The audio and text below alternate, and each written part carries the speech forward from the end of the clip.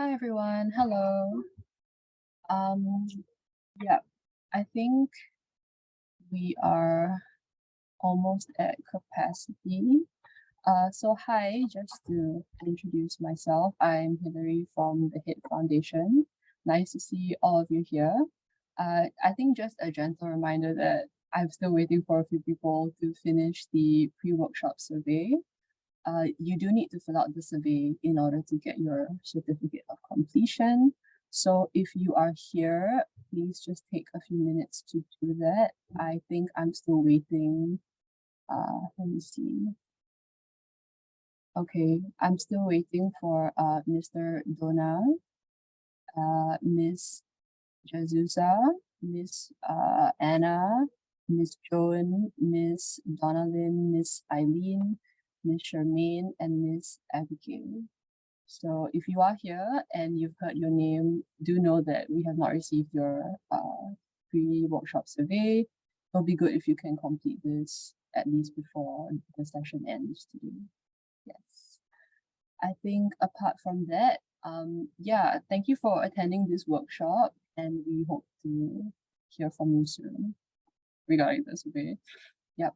And I think I'll hand it over to Adrian to start the session. If there are any questions, please just type it in the chat box and we'll be happy to assist you. Okay, Adrian, yep, you want to begin? Okay. Thank you, Miss Hillary. Good afternoon to everybody. May I see a raise of hand? Or you could also turn on your cameras if you want to. Again, good afternoon to everybody there. Good afternoon. It's nice to see everybody. Okay.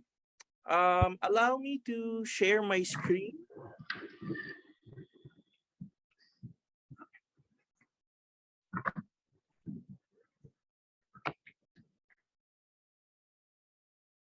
Okay. So I hope you can see my screen already. So again, good afternoon. Welcome to Making Headway Workshops. This is actually the first workshop for this program, Making Headway. Making Headway workshop. So the first workshop would be Hyflex teaching using Google Workspace. So this would be a two-part session. Yes, Miss Gladys, you're raising your hand. Okay. So let me continue.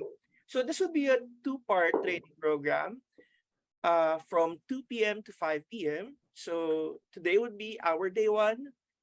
Our second day would be on Friday. Okay. So let me introduce myself. My name is Adrian Luke Cruz, and I'm an EdTech coach, a consultant, and a YouTube ed creator, also a Google certified trainer. So I've been doing this kind of training since maybe 2016. I'm actually a full-time teacher. I'm actually a teacher way back 2012, 2011.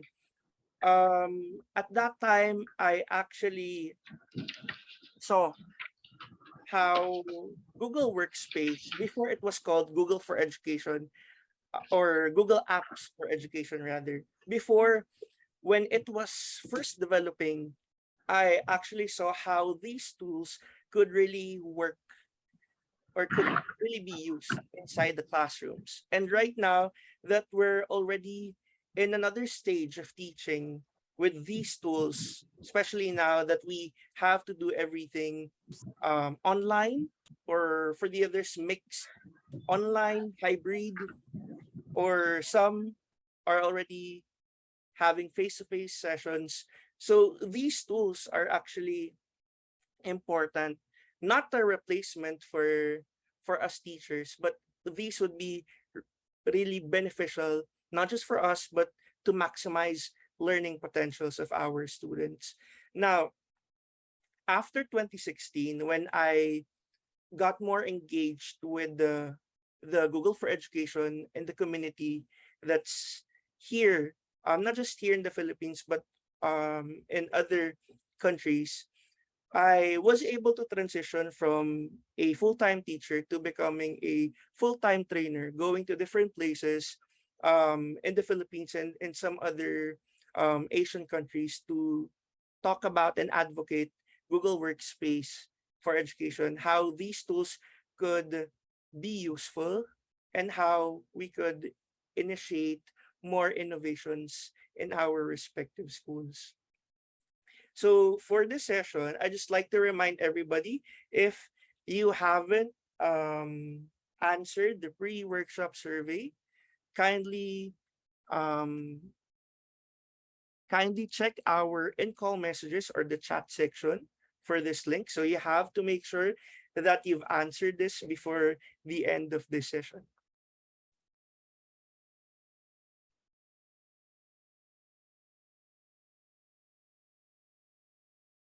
Now, here are some FAQs.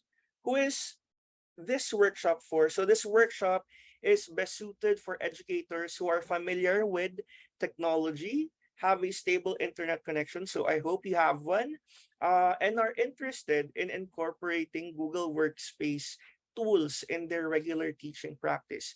So if you're already maybe an expert or maybe going advanced in using these Google Workspace tools, then definitely you are in a perfect or in the perfect session. The other one, if you're a beginner or will be transitioning from another platform to Google Workspace, definitely this is also a perfect space for you to learn more and leverage your Google tools. And then all teachers should have their own computers and internet access for the duration of the workshop. And all participants should have a conversational mastery of English to understand the lesson. So I am a Filipino, but I will be speaking in English for the whole session for the others. So I believe we have participants from other countries. We have, I think, participants from Indonesia as well as Singapore. There. Yeah, we have a participant from India also. Oh, India. Yeah. Okay. Hi. Thank you. Thank you. Hi, sir. Thank you so much.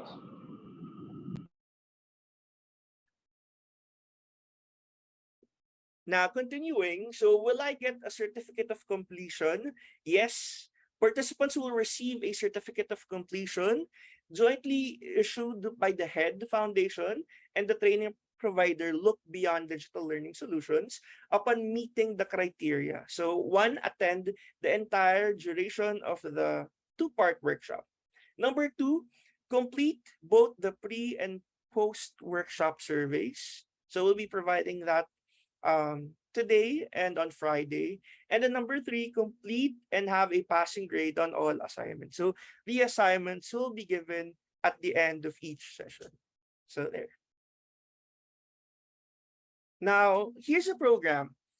This is Hyflex teaching using Google Workspace. So we've created this program to serve as an upskilling workshop for all teachers in strengthening their or your technical skills with the use of Google Workspace for education in a Hyflex learning modality. Now, the online training aims to equip all of you with different practices and strategic approaches with Google Workspace that they can integrate or that you can integrate in your respective lessons to fully engage your students. So a variety of techniques in the tools will be presented through visualization, cooperative learning, inquiry-based instruction, and differentiation. Now, the training will cover discussions on the recommended programs, hands-on training, and definitely will have an additional take-home work for individual practice and improvement. Now, here are the objectives. At the end of this session, participants will be able to, number one, strengthen various in-person and online teaching strategies by learning Google Workspace for education tools and techniques and delivering Hyflex or hybrid flexible learning. Number two, Integrate updated Google Workspace features to increase student engagement. So as you all know, Google has been updating its applications. So a lot of changes, a lot of modifications, and new features added in each of the workspace tools. So as we go along, I'll also be showing you some tips and tricks, and also um, the latest updates in the Google tools we'll be touching on. Number three, integrate instruction and assessment via differentiated instruction in a flexible teaching and learning environment to enable letter A, student engagement. I think this is really important.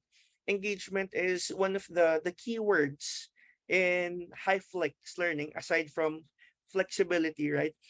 Student engagement and active learning through in-person and online synchronous discussions and self-paced learning modules and activities. Letter B, incorporation of student collaboration in high-flex environment. I think most of us are already using or applying high-flex learning. This is actually a challenge for most teachers, as we have to simultaneously deal with our face-to-face learners at the same time, also addressing online learners, or our online learners. And letter C, student voice and creative expression. So let these tools be medium, um, serve as medium for creativity, for collaboration, and self-expression. So these are the objectives for our HyFlex teaching using Google Workspace. Now, for the assignments, a key part of our Making Headway workshops is making sure participants digest and are able to implement the technical skills discussed. So there will be assignments given throughout the workshop to help you put into practice the techniques covered, and a final project that will be graded by yours truly. So the project will not take more than 4 to 8 hours, and participants will be given 1 week for completion. So participants are required to get a passing grade on the project to qualify for a certificate of completion. So there will be tasks given. So the first task will be given later before we end the session. And then the final output will be discussed on Friday. So there will be a somewhat two submission for this program. Now, here's a schedule for our workshop. So for today, we have opening remarks and introduction to HyFlex learning. We have creating HyperDocs using Google Docs and Google Slides. We have health break, and then designing interactive worksheets and educational visuals with Google Drawings. And then before we end, we have some take-home tasks for submissions. So we have 3 applications to discuss for today, and also some strategies and pedagogical considerations for HyFlex learning. Okay. Let me know if you have questions. So feel free to type your questions in the in-call messages. You could also turn on your microphones if you want to. So definitely all your questions will be entertained there.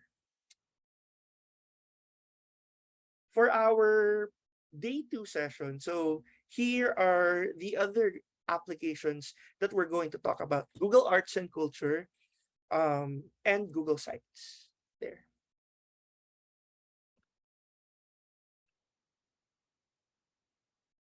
Okay, so right now, I'd like to open my other presentation. So if you have your mobile phones with you, or you could open a tab, I'd like you to answer this question using Mentimeter. What is your idea about Hyflex? Sum up your idea in one word or phrase, or you could totally be honest on this. What is your idea about Hyflex? You could go to menti.com to type in your answers, and you could use the code 6351728. I'll also be copying the link and will be posting it here in the chat section.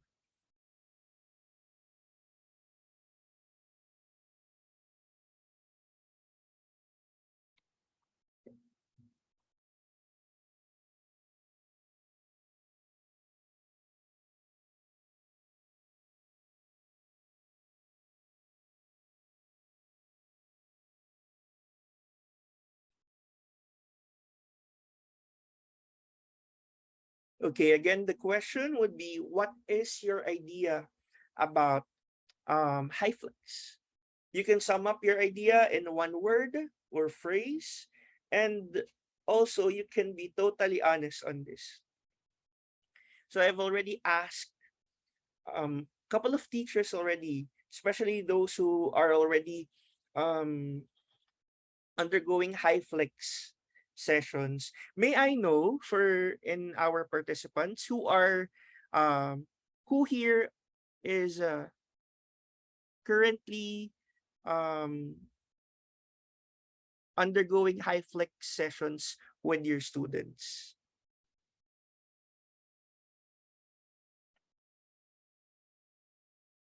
You could raise your hands if you want to.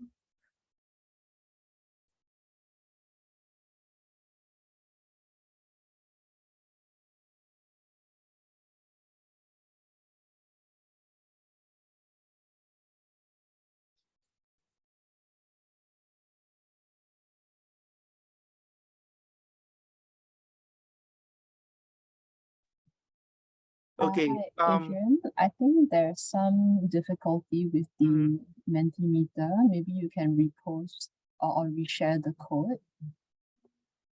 Okay.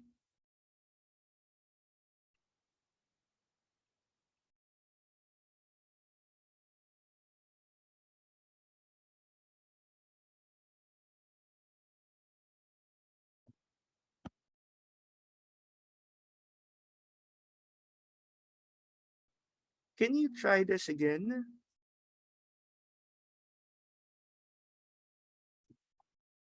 Okay, so while waiting for the others, I'll try to read some of your input. So we have definitely Hyflex would be a combination of hybrid and flexible setup. Sophisticated, modern, online, what else? Integrating tech to each, highly flexible, integrating tech, student-centered there, adaptive. So I could already see keywords already to the definition or to the word Hyflex. So we have here collaborative and flexible. What else? I'd like to know more your sentiments on Hyflex learning or Hyflex teaching and learning. You can unmute if you want to. Do you think this is a challenge for the teachers entering a Hyflex setup or shifting to a Hyflex environment?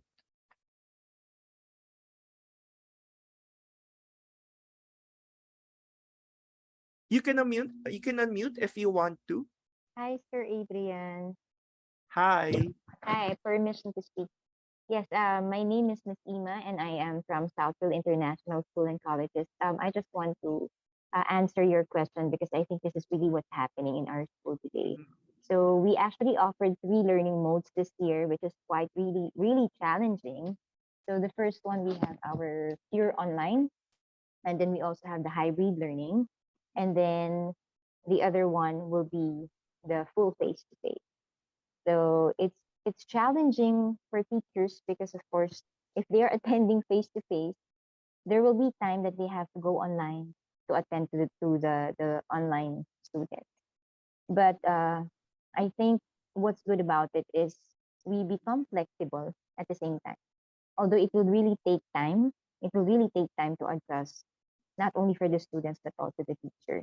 And one more thing, when doing hybrid, even live streaming, we're already doing it. So quite challenging, but I think that's already the new normal today that we really have to accept. So there. Thank you, Sir Adrian. That's all on my. Thank you very much, Miss Rahima. Thank you for sharing. I'd like to also share that I'm actually a graduate of Southwell International. So way back in 2012. So hello po. Ayan. So I'd like to also address your sentiments on this. Well, here in the Philippines or in some of the Asian countries, I know that we just currently implemented or adapted to hybrid slash flexible learning environment. It's actually a big shift to all schools. And I think it's still for the other teachers or other schools that has implemented this a year ago or maybe during the onset of the pandemic. Um, it is really a challenge because it requires a lot of skills from teachers. So one of it would be the technical skills, being able to do things simultaneously, multitasking, shifting your attention uh, from the device to your students to your online students or online learners. So it requires at least um, maybe mastery to your basic tools. That's one. Um, Number two, we have different setups, and it also depends on the budget of schools, budgetary concerns. So not all could actually implement a full Hyflex learning, but others could actually come up with some alternatives or work around to be able to do this. And then number three, the teachers should still focus on the content that they have to teach the lessons while also addressing some other challenges or unexpected concerns. For example, technical difficulties. What else? We may experience some, for example, students not hearing you at the moment. That could disrupt the class, or maybe difficulty on visuals and all other concerns. So these are the things that actually makes the setup challenging. Now, for other schools, I believe not all has implemented high flex learning. Some um, went straight back to face-to-face teaching. The others also implemented hybrid learning. So right now, allow me to go back to my screen and proceed to my presentation. So let's try to um okay. Let's try to deconstruct high flex learning. So this is a combination of the words hybrid and flexible. So when we talk about hybrid, this is alternating between face-to-face meetings and remote interactions.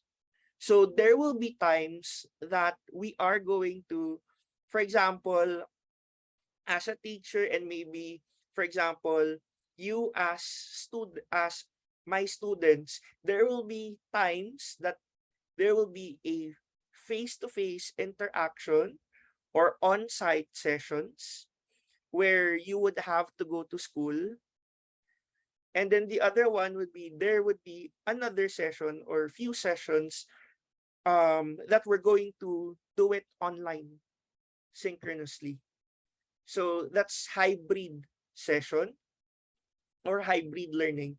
Now the other one, this is the main or the keyword for Hyflex, which is flexible.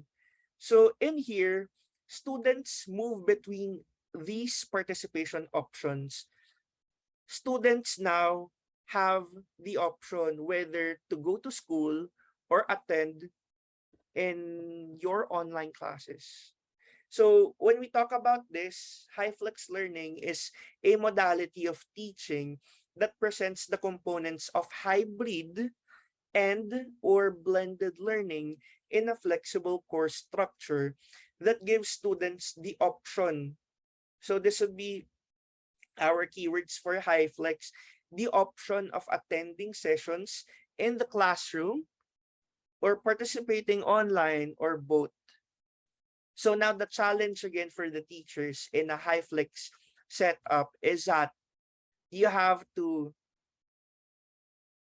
undergo or conduct your class for both of your face-to-face learners and as well as your online learners. So I'd like to go back to hybrid learning. I just like to address some confusions on these terminologies because maybe other teachers would still be confused if they're doing Hyflex or if they're doing hybrid or if they're doing blended learning. Now let's talk about hybrid learning before the pandemic, because if you're going to search online, there will be so many definitions already about these, and um it has already evolved or changed because of the pandemic. Now I'd like to also address or emphasize this. Hyflex learning, hybrid learning, all of these were not created because of the COVID-19. This was actually been existing the past few years already. The intention of these programs or these modalities is to make sure that there would be options for learners, especially in universities and colleges who are or students who are working and cannot go to their physical classrooms on time. So again, originally, Hyflex learning, all of these modalities were not intended for the pandemic. So going back here, before the pandemic, hybrid learning described courses that combine face-to-face classroom instruction with computer-based learning. So they're still inside the classroom, but there are tools integrated. Now, if we're going to research or Google some of these terminologies, you may also find hybrid learning the same with blended learning. Now, let's talk about now, during the pandemic, hybrid courses move a significant part of course learning online and as a result, reduce the amount of classroom seat time. So right now, if we're going to talk about hybrid learning, so this describes courses that combine face-to-face classroom instruction with online and offline approaches in and out of the classroom. Now, going back again for blended learning. So this is an instructional approach that includes a combination of online and in-person learning activities. Blended learning now is something that you could use to be able to conduct whether a hybrid setup or a Hyflex setup in your respective schools. So I hope I was able to clarify some of these terminologies. But later on, I have an activity to further discuss this, or to better guide you on these terminologies. Again, for Hyflex setup, teachers would have to address students both who are at home and at the same time who are there inside the classroom. So simultaneous. So that would be the main difference of Hyflex learning to hybrid and other modalities. Now, I just like to highlight hybrid learning model. So what happens here is that to be able to successfully conduct this, so you have here approaches that you may consider, or maybe others are already doing this. So one would be using a blended learning approach. The other one would be having adaptive learning tools. So this is the use of different platforms or applications that you either discovered in the past 2 years, or maybe the school has been using already. The other one is that definitely for hybrid learning model, social distancing is still observed during a face-to-face setup. The other one is health and safety is also considered. You also have your remote learning tools. So aside from the applications to engage your students, so you have your maybe learning management systems, you have your Google Classrooms, you have your maybe Neo or other platforms that you're using to be able to communicate further with your students. And definitely the other factor would be scheduling. When would it be best to have a face-to-face class, and when is it best to have a online class? Now, there are different setups depending on schools. So a school could go back to purely face-to-face setup. Other schools would also adapt to maybe 3 days face-to-face, 2 days online setup. Other schools are actually, I know some schools who are doing it little by little, one face-to-face setup or one Hyflex setup per quarter or per semester for students, and the rest of the days would be hybrid or online sessions. So it actually depends on how the school would adapt. So Hyflex learning. So this is coined by Dr. Brian Beatty. He's an instructional technologies, instructional technologies rather in San Francisco State University. So in here, a Hyflex course, no, courses are delivered both in person and online at the same time by the same faculty member. This is a model that presents the component of hybrid learning in a flexible course structure. And then the other one would be some students might participate in person while others might participate at the same time online, made possible by a combination of cameras, microphones, displays, and other technology in the classrooms.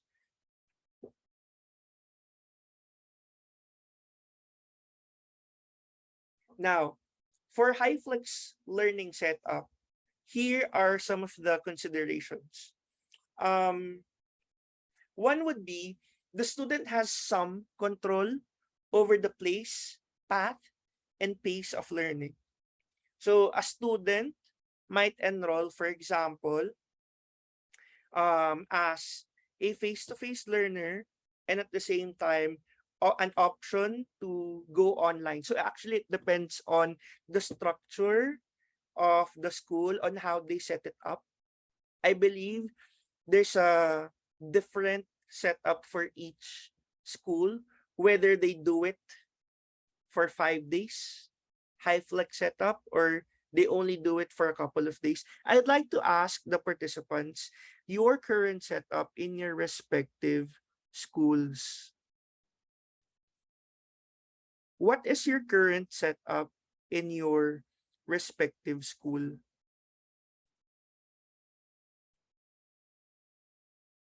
If you're doing a Hyflex setup, how many days would a student can a student to um, go in school?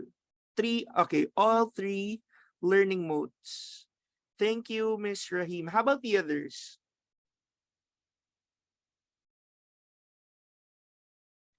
How many days are spent on face-to-face? And then how many days are spent for online sessions or even asynchronous sessions or modular? Okay, so I have your answers. Flexible, full face-to-face for lab. Okay. This is from Esmen Cabal. Then from Miss Rahima, 3 days face-to-face, 2 days online.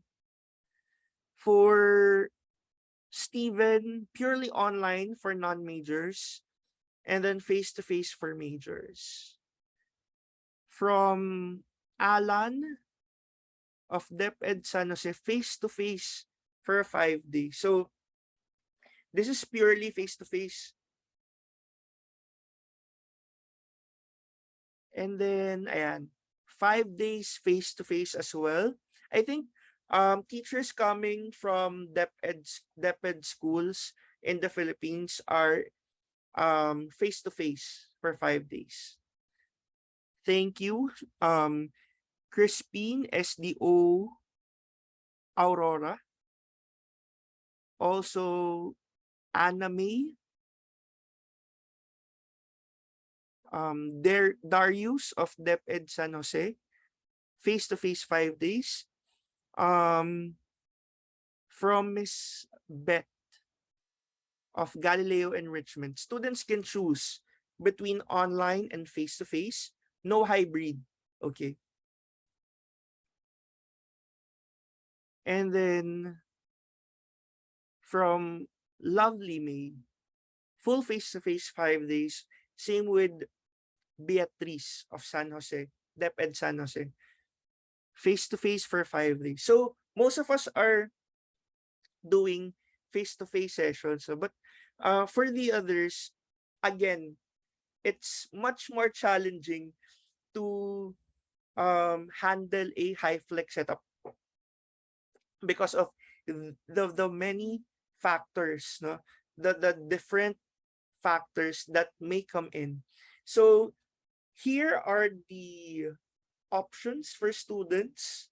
So same as what you've shared in the chat section, here are the student options. First one would be attending sessions in the classroom. Second would be participating online, or the other one would be doing both. Again, you have an in-person group, you have your synchronous group online, and then you have asynchronous group or instruction. Now, just to give you more clarity on the modalities, you have 3 delivery modalities and student groups in a Hyflex setup. So definitely we have face-to-face live, you have online live stream, and then you have your online asynchronous. So you could also call it F2F, OL for online live stream, or OA for online asynchronous. You could also, by the way, you could also take a screenshot of the presentation if you want to. You could also take down notes, definitely. Okay. So right now, let's talk about creating hyperdocs using Google Docs and Google Slides. Now, I'd like to ask everybody again, um, from 1 to 10, 10 being the highest, can you gauge yourself on how comfortable are you in using Google Docs and Google Slides into your respective work setup, whether for teaching or administrative? 10 being the highest, I'd like you to gauge yourself from 1 to 10. Again, 10 the highest. How comfortable are you in using these tools?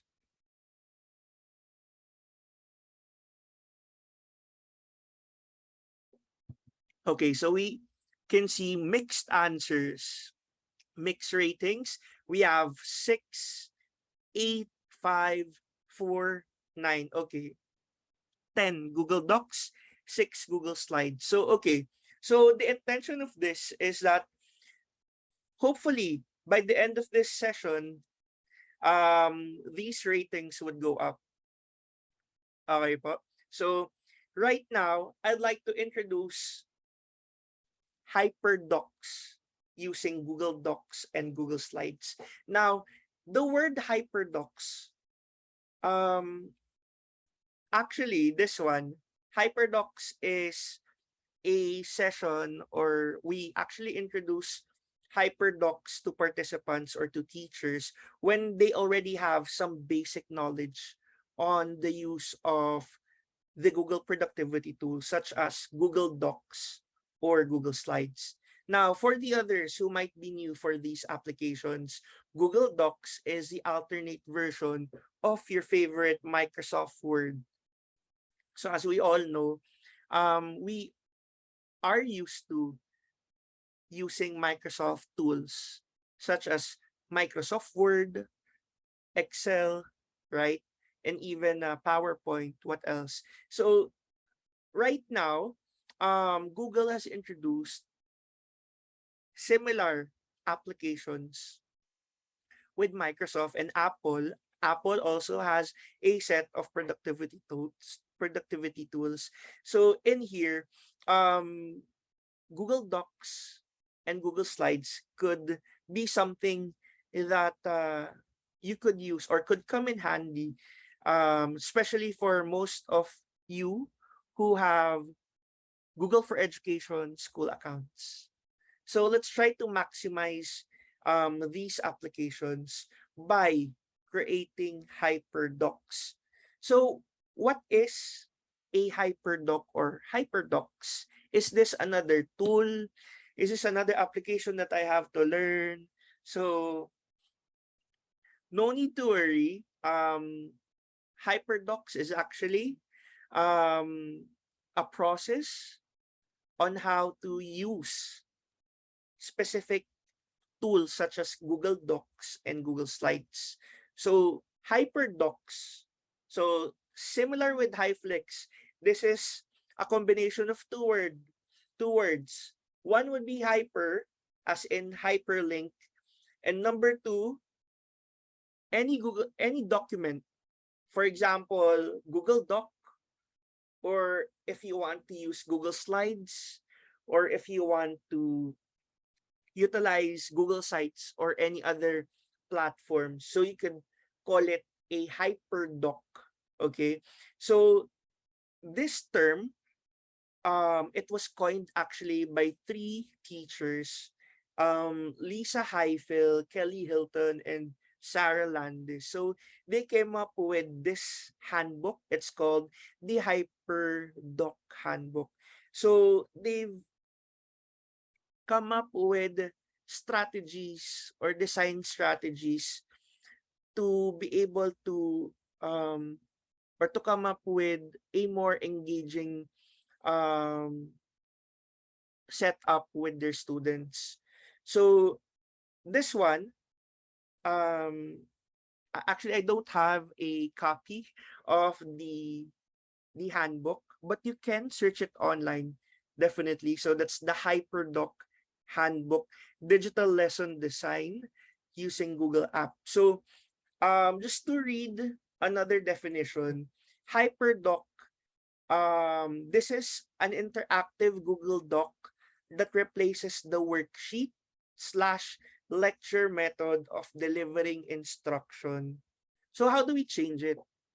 What kind of method do we adapt here? As you can see here in the word hyperdoc, so this actually the involvement of hyperlinking. What do we mean by that? So we insert different resources, for example, videos, websites.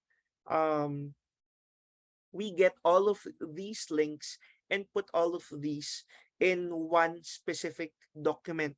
It's up to you already whether to put it in Google Doc or if you want it in Google Slides. But right now, what we want to do is to elevate how we use a presentation tool or how we use a document or how we create one.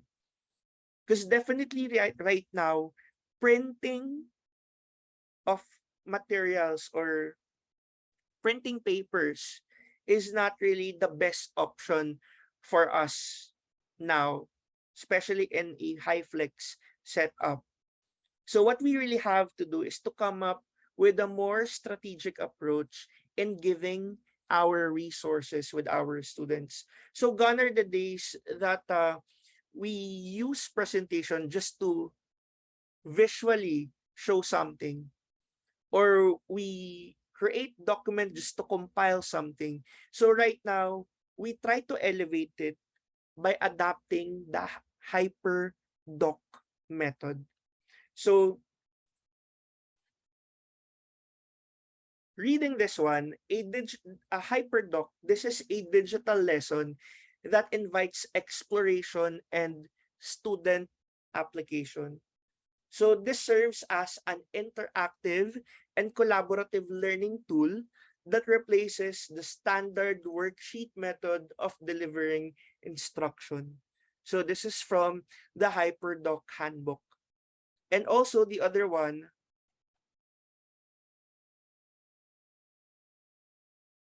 a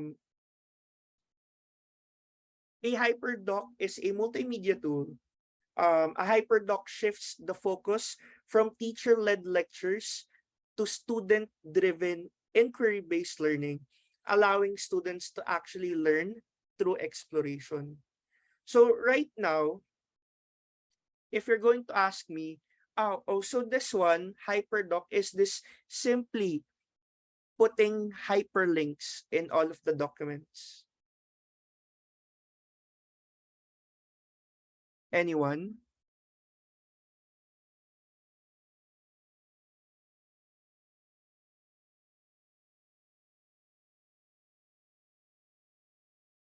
Okay. So for hyperdocs, it's not just only a linked document, but the intention of this is to make any document transformative, interactive. That's another important element in a hyperdoc, making documents interactive. Number 3, personalized. Number 4, engaging. And definitely, number 5, a tool to help facilitate student creativity and collaboration. Now, I'd like to show you some,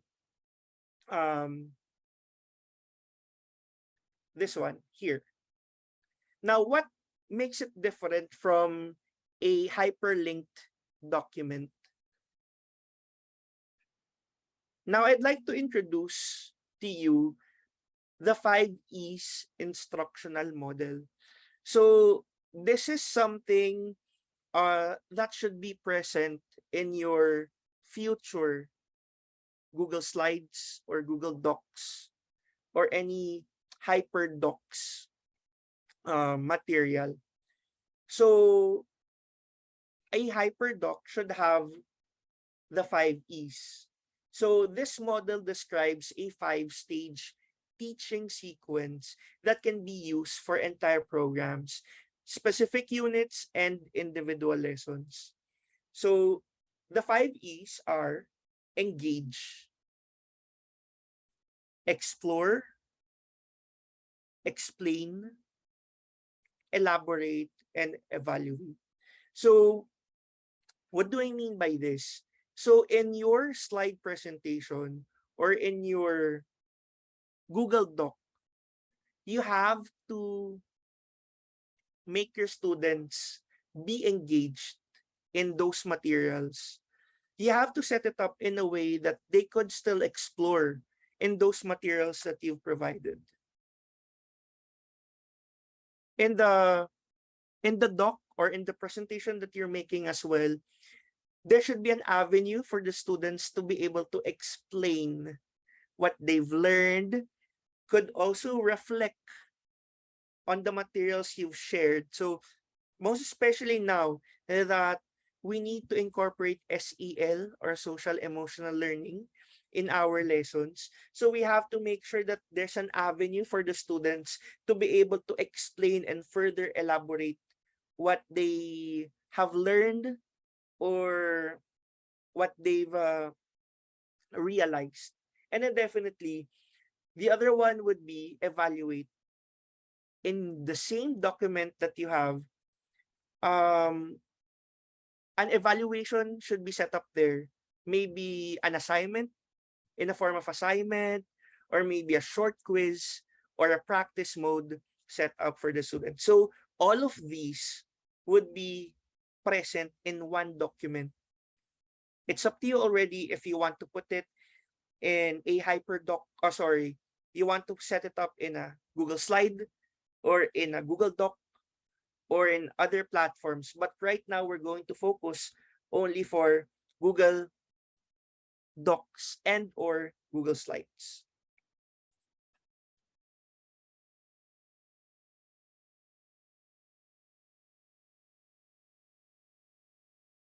Now, I'd like everybody to open already your chosen platform, whether Google Docs or Google Slides. So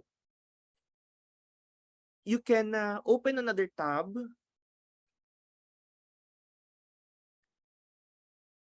Kindly open another tab to go to your preferred platform, whether a presentation tool through Google Slides or through Google Docs for your document.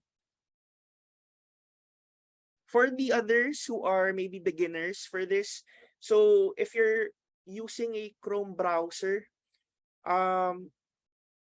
here are some of the icons that you have to remember.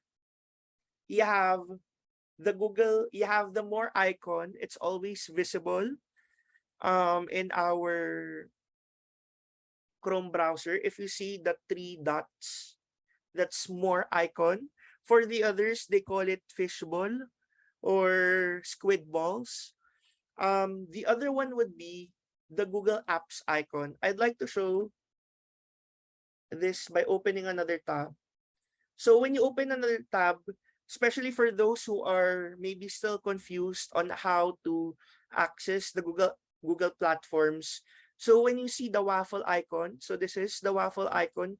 When you click this, you already have a window to all of the applications you want to visit or to the Google applications you want to visit. So in here, if you want to go to Google Docs, you could easily find it here, Google Docs or your Google Slides there.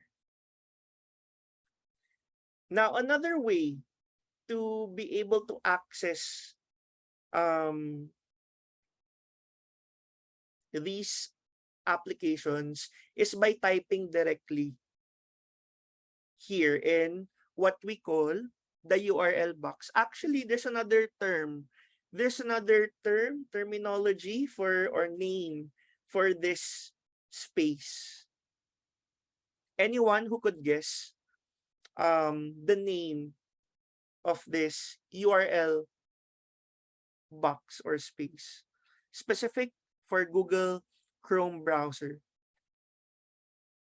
Any wild guess? What is the specific terminology where we put all the links or where we type the websites on top of this browser? What do we call this? Anyone? Any guess? Web address. Actually, that's the more general term. But for Google, there's actually a specific term for that. I'll give you a clue. It starts with letter O.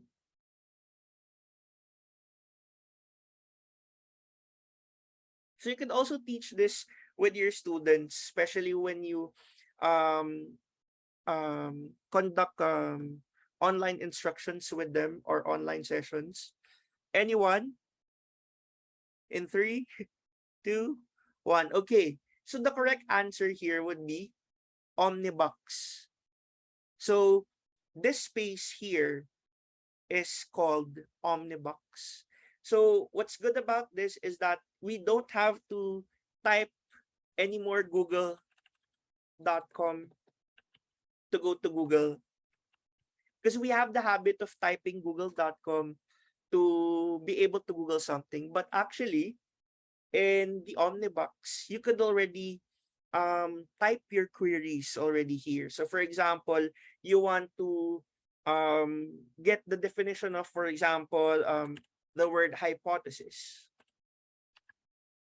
So you can just simply type it there and then click enter. So the other one is that it's already intuitive. So you could use this as a basic or simple calculator. So let's say you want to add maybe 185 plus 678. So without even entering it, it's already intuitive. You can also this could also do basic unit conversions. So again, the Omnibox, the URL box, or also known as Omnibox, has been improved over the years. Now, another tip for everybody. Who here has the habit of having multiple tabs at the same time? While, when you use the internet, having multiple tabs, maybe 10 or more tabs at the same time. Raise your hand if you're the type of person, this type of person. Ayan, I could see a lot of hands raising. So I'm also one of this. So one of the new features of Google Docs, I'll try to do a quick demo. So if you have a lot of tabs opened, maybe tabs for researching, tabs for maybe for entertainment, right? So sometimes we do that. We open other tabs while working, right? We open YouTube, for example, when we want to have music on the side. So for example, you have so many tabs. What happens normally is that your browser suffers. So sometimes you will have you will be experiencing, for example, difficulty in browsing. Maybe it actually slows down your browsing experience. So what you have to do here, one of the features or one of the updates in Google is that if you have so many tabs, you can create groups. So when you right click any tab, so for example, this one, when you right click this, you will find there add tab to group. So you can create new groups. So for example, you want a group for work. So you can put your own title for this. So, and then you could choose specific colors. So let's say you have so many tabs, you can just bring in all of these to further organize these tabs. Now, what's good about this is that if you're not working on this at the moment, you could just hide this there. So for example, I have here groups or tabs that says HyperDocs. So I have here a lot of opened tabs or working tabs, but I actually I was able to manage it, be able to group them. So if you want to adapt this, so this is a new um feature of our Google Chrome browser. So you could organize it further. Now going back to my Google Chrome. Again, let's proceed whether you want to choose Google Docs or Google Slides for your HyperDoc. So right now, I'll be choosing a Google Doc.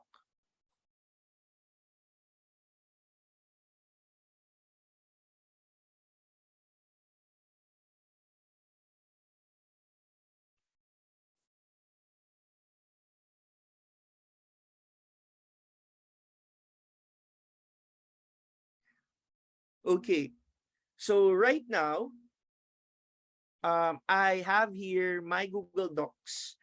As promised earlier, I'll be showing some new features for Google Docs. So in here, in our left portion, we already have, or we could see here, a summary feature. So let's say you have a lengthy document. So you could come up already with a summary for this. So if you're maybe a student and you're working on a thesis, or if you're working on a research paper, if it's something that you have to submit, you could already provide a summary to your reader. So this is already an innate feature of Google Docs. If you're distracted on this feature, you could just hide this. But definitely, this is something that you could use to make sure, or to quickly inform, or give brief description on your working document. So you could also teach this to your students. Now, what else do we have here for Google Docs? In here, definitely, I'd like to refresh. By the way, if you think that your document is not something is not right, for example, or maybe not working well, aside from having internet issues, make sure to refresh just in case. Okay, so in here, when you click file, wait.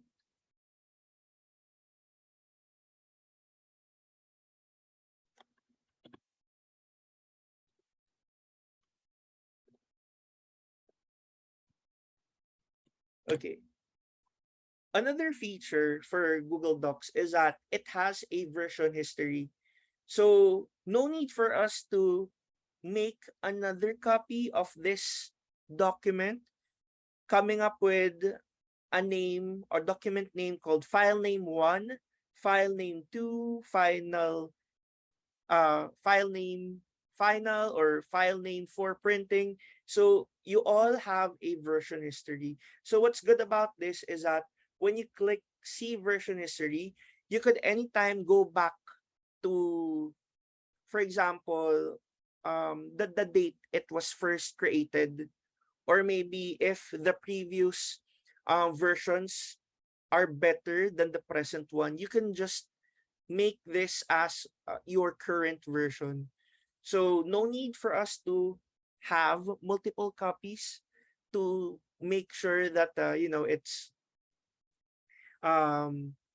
organized. So everything is all here in the version history, just in case you want to revert it, or you want to check, or you want to review the previous versions. But actually, one trick also for the version history for the teachers is that if you ask your students to come up with a group activity or maybe a group paper or group document, you could actually see here who contributed the most in the document. So you would see here, I'd like to share this with everybody. Wait.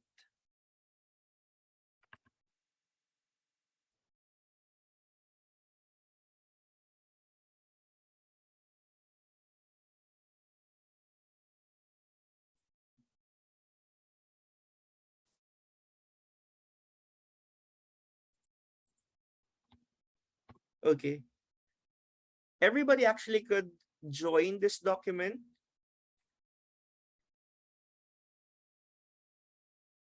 Okay. So one trick also here is that if you want to know who did the most in the group, so you could check the version history. Now, as you can see here, in our document, I actually gave you access, but only through link. The difference of this one, or maybe the danger in giving a link or linked document, is that everybody here will be anonymous. So as you can see here, there's an anonymous buffalo, anonymous dingo, cheetah. So even if you're logged in, as long as I gave just a link to join. So that's actually the danger in a Google document, especially for teachers. You wouldn't really know who's accessing the document because it's all anonymous. So to make sure, or to properly monitor your students, you have to share the document via email address always. So only share a link to people if it's a reading material or something that's already fixed. But yeah, because what happens is that if you give them all an edit access and you don't know these people, you wouldn't really know who changed or who modified this. And the worst is that others could also erase your entries. Question, is there any maximum number of users can access the same doc simultaneously? Actually, it depends on the Google for Education accounts that you are using. So for example, if you're only using at gmail.com or your personal email, there's only, I think, a limit of 100. And then more than 100, the others cannot edit anymore. But it's higher for the institutions or schools who've purchased a Google for Education editions. So it's actually, there's a lot of perks already if a school has a Google account, an official Google account, rather than just using a Gmail account.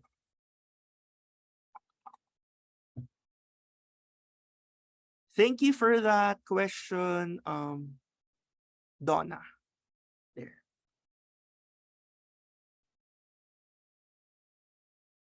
Okay, going back here in my presentation, I'd like to show you a sample of Google Doc wherein the 5 E's are actually, wait, going back here first, in the document, I'll just show you more features.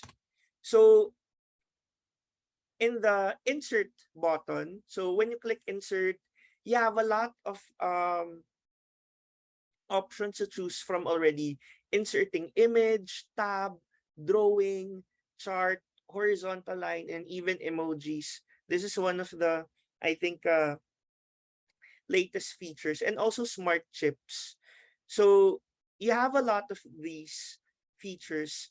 that you can use to improve your documents. What else? Date, drop down, footnote. You can also come up with or use building blocks for meeting notes, for email draft, even creating product roadmap, review tracker, project assets. So these features were just recently added because of our remote setup. We have here even watermark. So for example, you want to input or your logo to your documents, so you can just upload your logo. The other one is just you could just simply insert text. So for example, you want to type here copy. So this is something that you could utilize in Google Docs, in the new Google Docs. So it's up to you if you want this or if you want this as text or as an image. You could also adjust the transparency. So these are the things that you could do for your Google Docs. What else? Yeah, definitely headers and footers, pages, break, and then link. So definitely you'll be using a lot of this feature in creating your Google Docs. So for example, if you're coming up with your instructional material, I'll try to bring in a document. Just a second.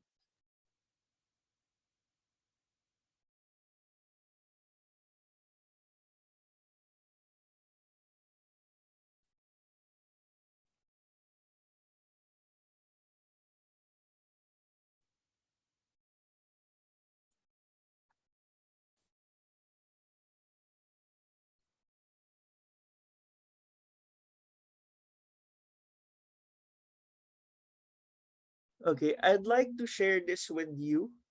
As you can see here, I hope you can see my screen, my current document. I have here a sample World War I hyperdoc. Now again, the intention of this is to come up with a material to be given to my students with just only one document, but all of the resources are already here. It's like coming up with a material or an all-in-one resource. Well, I know we have our respective learning management system, LMS, or Google Classroom, but this is something that you could also prepare for your students that could facilitate independent learning, or maybe coming up with like a 1 week instructional material for your students. So as you can see here, this is a Google Doc. But what we did here is that we inserted images, and then this quick instructions, watch the video. So as you can see here, we've utilized all of these features into coming up with an all-in-one material. So remember the 5 E's earlier I've discussed. I'd like to go back quickly in the 5 E's instructional model. I want to highlight this again. Now, the 5 E's instructional model is something that you can use or should be present when you come up with a hyperdoc. Meaning, these should be present or should be experienced by your students when they open these materials you set up. So it should be engaging. You should have different ways to engage your students, whether coming up first with a YouTube video or maybe a reading material. So the other one is students should be able to have something to explore further. And then again, there's an avenue to explain and to elaborate what they've learned, to express further or even come up with a short performance task, and then definitely a chance to evaluate how they've learned. So these are the 5 E's. Again, this should be present in your hyper doc. So that's engage, explore, explain, elaborate, and evaluate. Now, I'd like to go back to my World War I hyperdoc. As you can see here, just to visually guide everybody, we've divided this into actually 6. But as you can see here, we have the engage portion. We let students watch a video. What's good about linking video materials is that you can already watch the video inside the Google Doc without actually redirecting everybody to another tab. So this is one of the latest updates again for Google Docs. When you link any YouTube videos or videos, so you can already preview this inside the Google Doc.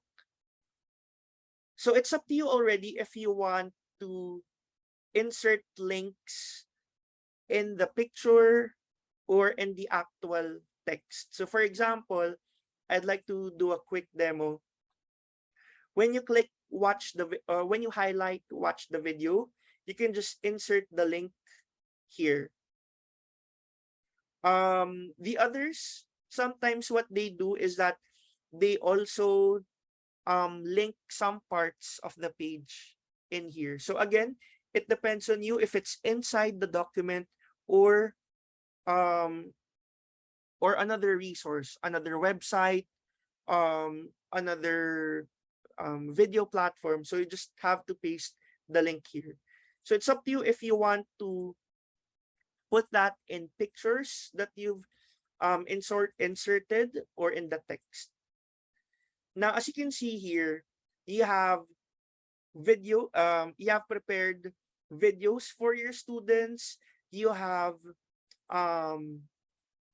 Pinterest for them to further observe the material, to build it up, build the lesson for your students. You also have, for example, integration of other applications. So aside from the Google Workspace tools that we know, there are a lot of educational platforms or tools that you could use also. So if these applications would further help everybody or your students in facilitating learning, so definitely you could just set it up, get the link, paste it here. So these are the things that you could do. And then eventually here, explore. So you could actually link, again, different websites, different links to platforms, even Kahoot or Mentimeter. It's up to you. But as long as you follow the 5 E's instructional model, this will be your guide in designing your lessons. So this will not just be a regular linked document, but this will become, or hyperdocs are actually a well thought of material for your students to maximize learning. So going back here, it's up to you if you want to show in your specific presentation the words engage, explore, explain, but in your actual hyperdoc. So it's up to you already whether, again, you want to divide it into these categories. Now, I'd like to show you also samples from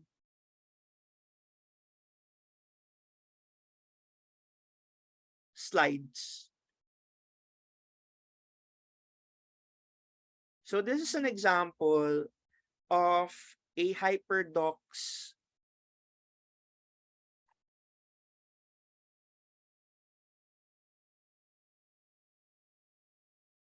okay.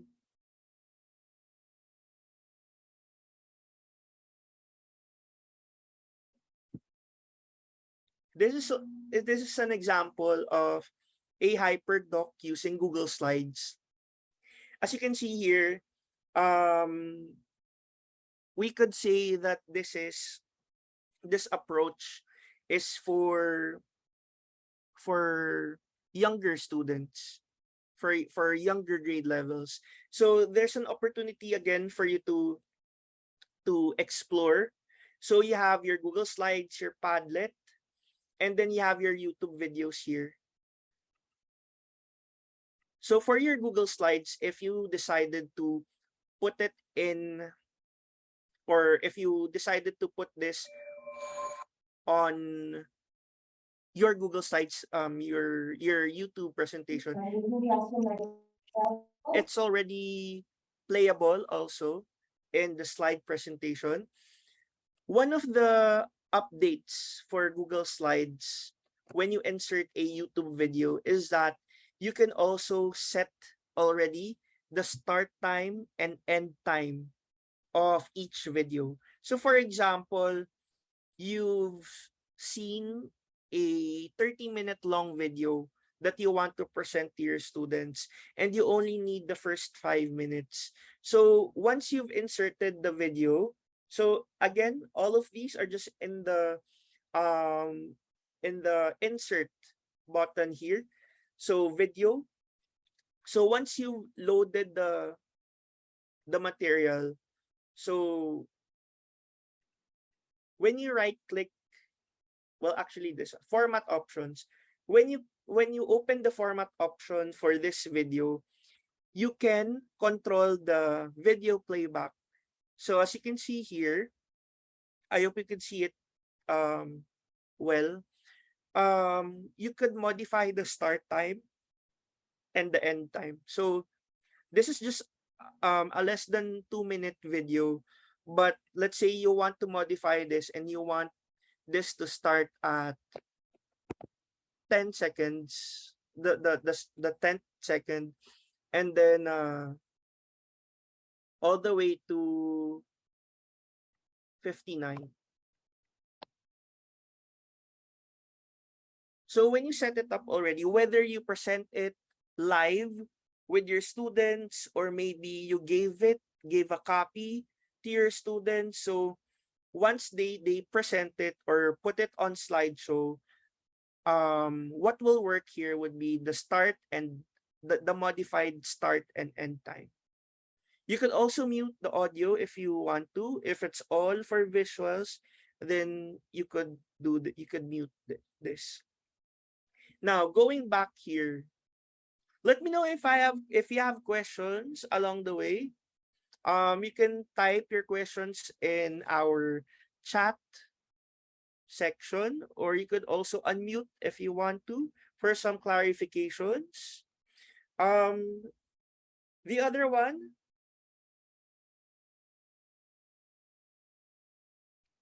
here. So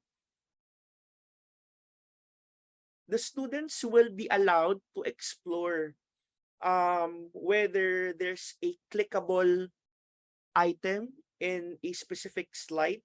For example, this one. So it's up to you, again, if you want to design it in a way that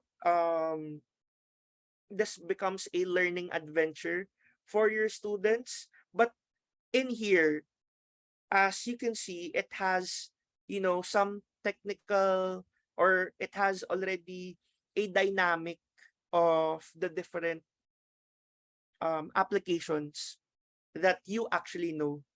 So you could already fuse all together the applications you've learned or you've discovered in the past few years in a specific lesson design. And then in here, apply. So for example, this is the task. You give your students the opportunity to type in this specific page, making it like a diary or a reflection portion for the students.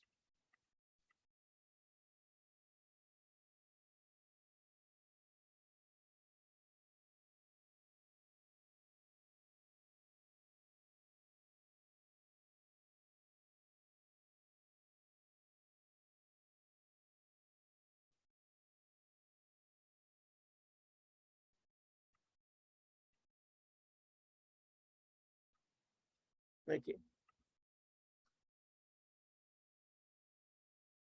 Does the video playback feature only appear in slideshow?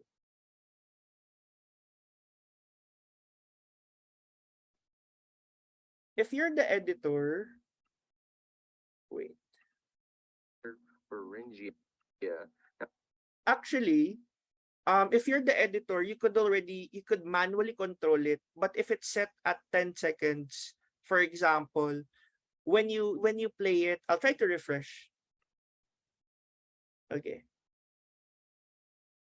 So when we go back to this slide, for example, slide 3 with this video, if we try to check it out without presenting, let's try. This should start to 10 seconds there. So whether it's in a slideshow or in an editing mode, what you've set here, this will be followed there. Unless you, for example, if you're the student, if you have the edit option, or if you could see the non-slideshow format, you could manually do it. But as a teacher, if you've set it this way, this should work there. By the way, another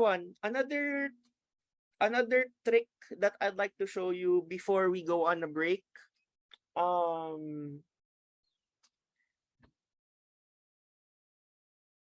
If you're having difficulty, or maybe if you think it's an added effort for you to tell your students, please make a copy of this link. And then you'll tell them, kindly click file and then make a copy. No need for you to do this if we're only talking about Google products. So there's what we call force copying documents. So for example, this is a slide presentation. And then I want you to view this. But I don't want everybody to see these portions, and I only want it slideshow. So what I'll do here is to modify the link in our Omnibox. You just have to make sure that in the sharing setup, it's not restricted. Because sometimes our documents are restricted, right? So make sure that it's not restricted. And then try to go back here and then look for the word edit. Now, if you find edit in the link for Google Docs or slides, or for slides specifically, erase it from starting from the last portion all the way to the edit, the word edit. And then from here, what we want to do is to force copy a document. So when we type copy, or change the word edit to copy, let's try to check it out in another tab. So when I give this with my students, I usually test it first before giving it to them. So for example, I want to give this to my students already. I don't have to tell them make a copy, because the only way to access these documents is to just click make a copy. So for example, I want everybody here to have an access to this sample material. I've pasted it here in the chat section. So the only way for you to open it is to make a copy. Again, having individual copies of that. So sometimes what happens is that we still instruct our students to please go to file, click make a copy for your own document because that's mine.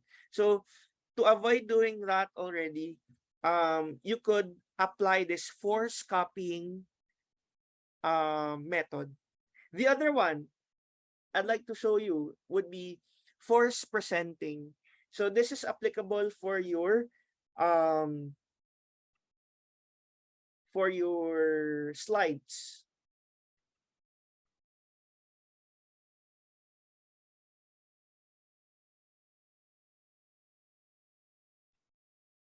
This is another one.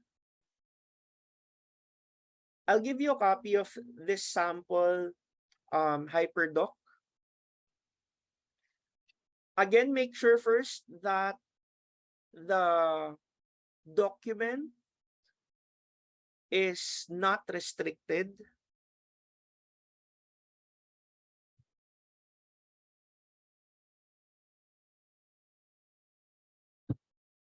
Okay, so make sure again it's not restricted. It's okay if it's only view. Okay, now if we're done checking with this, try to look again for the word edit in the link and then erase all of it until you reach the word edit. Now, instead of copy, what we're going to put here would be present. Okay. Now let's try to copy this and let's see how this would look like for your students when you only give the link. So when you give the link, it's already on presentation mode. So it hides all other, for example, if you have additional notes with you per slide, so they don't see that anymore, or they don't see the raw Google Slides.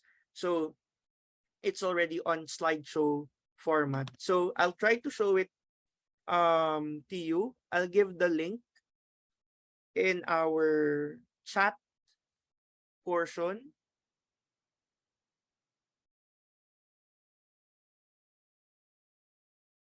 So as you can see, if you clicked the link, it's already on present mode.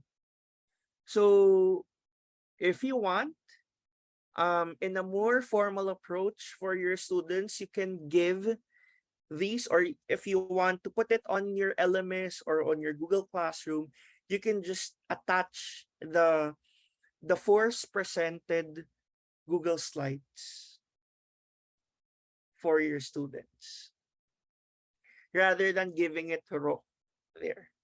I hope that's clear. Let me know if you're still okay. Type in number 1 in our chat section. If you're still here with me, type in number 1. Okay. Thank you very much.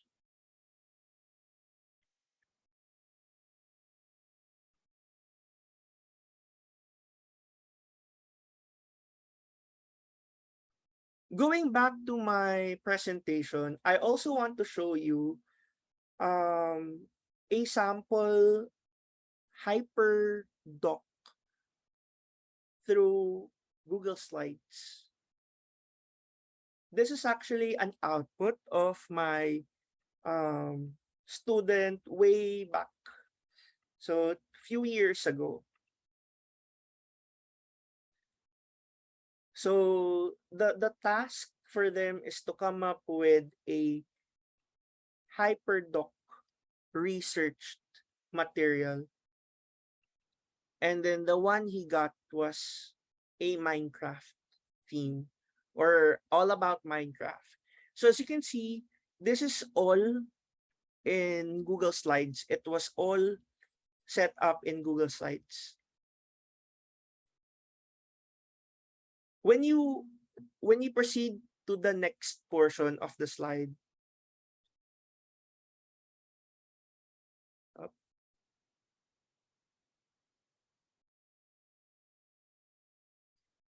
it becomes an interactive material for whoever is viewing it. So everything is already set up through videos attached, elements put in the slide presentation. I'd like to go back.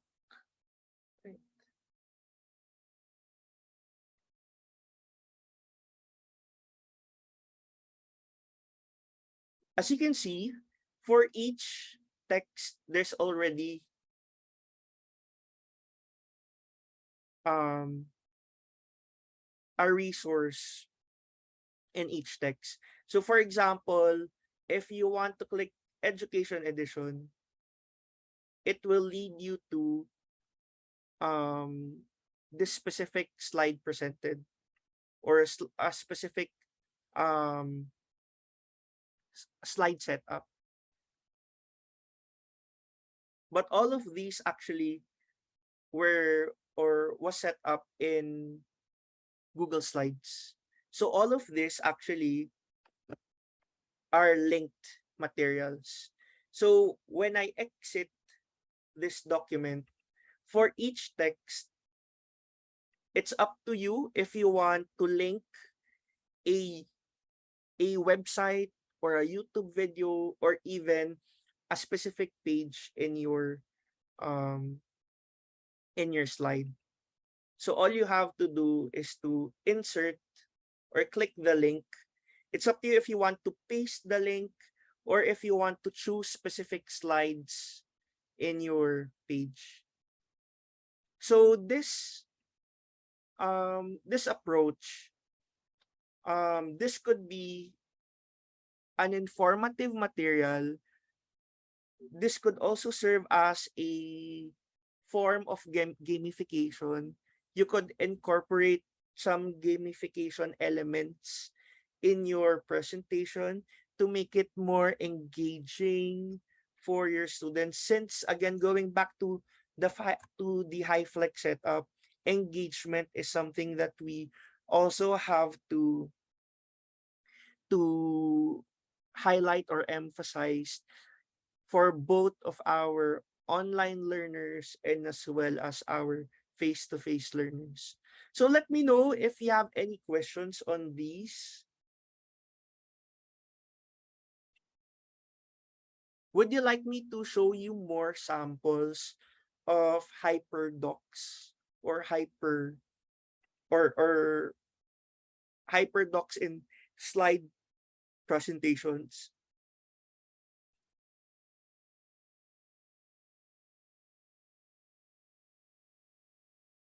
Okay.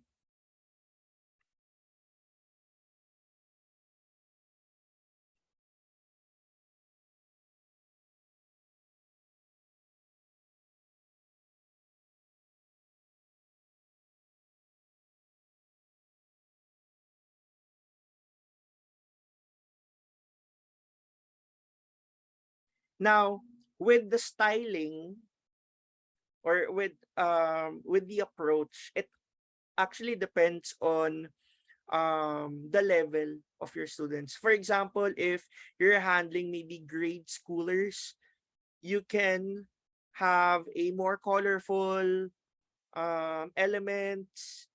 By the way, this one, I've inserted GIF. So you could insert GIF or animated elements in your presentation to make it visually engaging for them. So in here, definitely you could put here your lesson objectives or the topic. And then if you want to show visually the words explore, explain, and the rest, then you could do so. Let your students, when they present this, or sorry, when they view this material you've given to them, let them explore on each slide what they can find. So for example, in here, there's click image for link or the type response. So when you proceed to the next,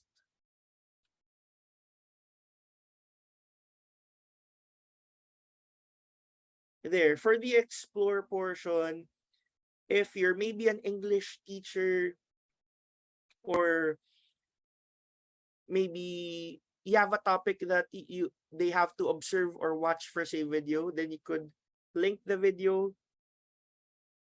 It's already playable here. What's the difference between giving just a YouTube video to them versus putting it in a Google Doc or slides or in a PowerPoint presentation? What's good about this is that when you put it on a specific platform, they're less distracted, because when you give a YouTube video, for example, just directly, they might see, or they will definitely see other videos not related to your topic that could cause or that could distract them. So best that to put it in specific platforms. And then in here, if you implement or integrate the force copying method I've taught you earlier, definitely that's their own copy. So you could ask them to type or reflect in each of the pages you've set up for your student. So there's area for reflection. I'll try to proceed to the next one. So you could already see the pattern, how they set it up for the student. So it's not just a regular links to different materials, but it's strategically designed to make sure that the learning experience of your students would be much more enriched, and at the same time you try to maximize everything, since we only have limited time to talk, to discuss live, right? We only have a few minutes. So definitely you have to strategically design your materials for your students to make sure to complete the specific lessons in a specific quarter, or for the coverage, to be able to cover everything. So this is something that you may want to try. So you could give portions, or you could design portions allowing students to explain further, maybe images there. Okay. From Sir Olpiano. Okay. To force copy. So this is applicable for Google Docs, slides, sheets, even Jamboard and Google Drawing. So if you're also using that. So for example, this is the document.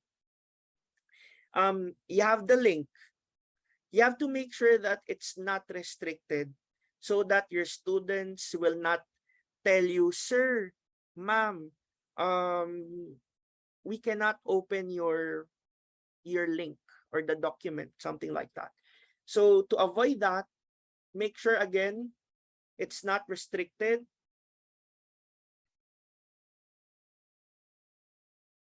And then look for the word edit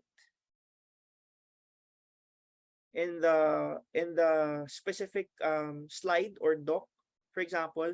And then what you have to do is to erase from the very end up to the word edit. And then what you have to do is to, if it's a forced copying, type in the word copy. But if you want a forced presentation, type in present. So either of the two. But for slides, this is only applicable for slide presentation, the word present. But for the other platform, slides, sheets, docs, Jamboard, you could use copy there. So I'll also give you this for your future reference.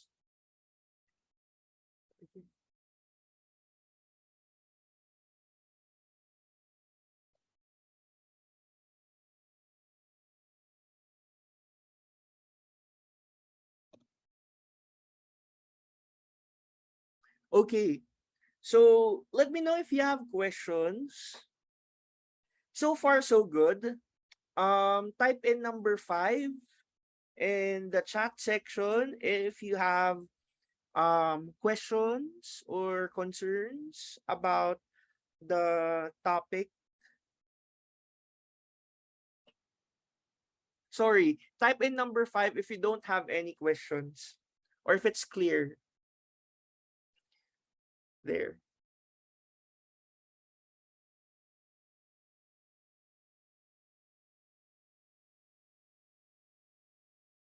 Okay. Uh-huh. No questions?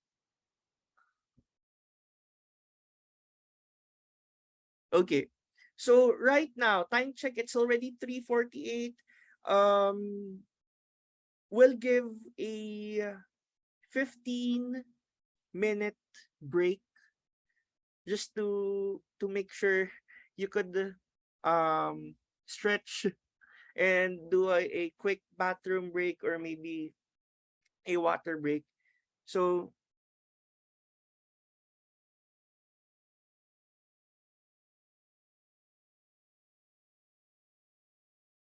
okay. So right now, hi everyone. Welcome back. Um it's already 4:04. Right now, we've created a poll. So I hope everybody could answer. The question would be, how is the pace of the workshop thus far? So this would really help us in adjusting our pace throughout the session and in the next session too.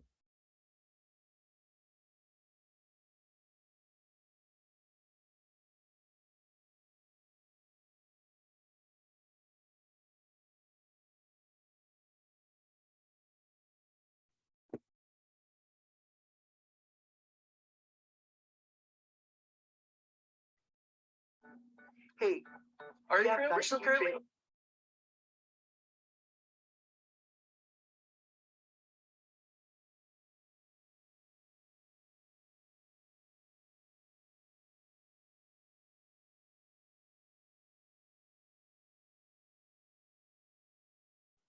So far, we have 13 responses.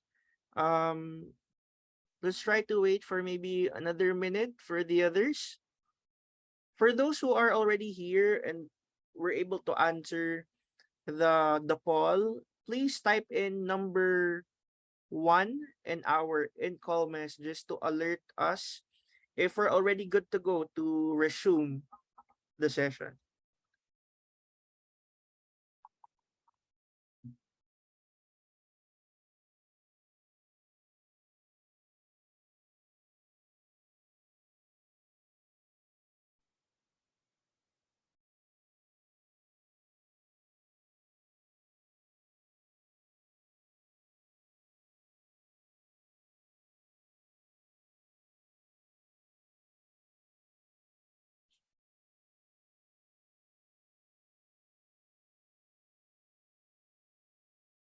Okay, we have um 16 out of 26 who were able to answer this.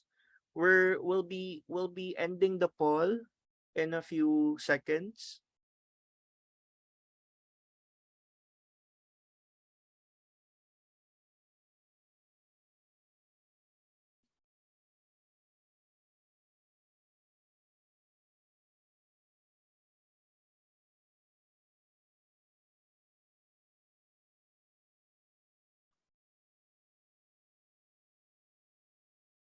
Okay. Thank you very much. Right now, I hope everybody's ready again for the second part or last leg for today's session. So allow me to share again my screen. And this time I have prepared the Hyflex glossary. So this is an activity for everybody. So I will be giving you 10 minutes to answer this. I'll be giving you a link to this document. So as you could see, it's another forced copy document that I'll be giving you.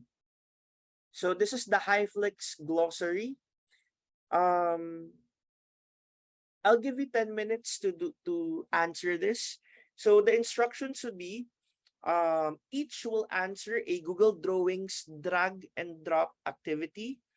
Drag the boxes inside the page and drop each of the colored box to the left side of its description. So it's a vocabulary activity.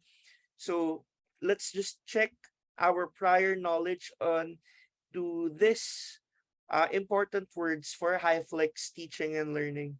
So we'll set the timer. We'll give you 10 minutes to work on this document.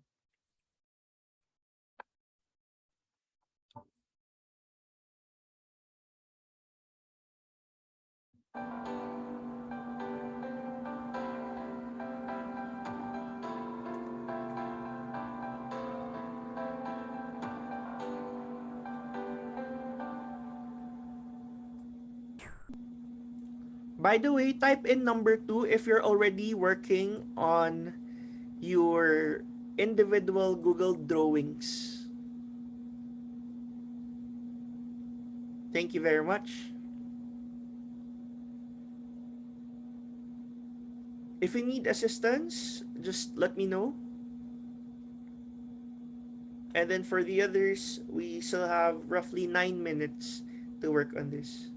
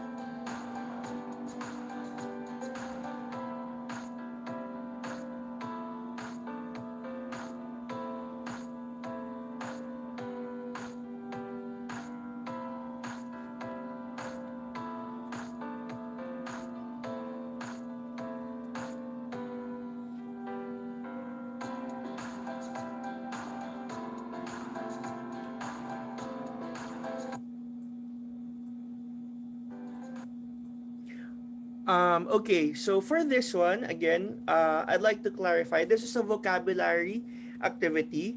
So the descriptions are on the main page. So what you have to do is to answer this with all our best with the choices outside of the box. So what you have to do is to drag the words beside the description there. So you have 12 words in the document that you have to hopefully um, match with the vocabulary word with its description.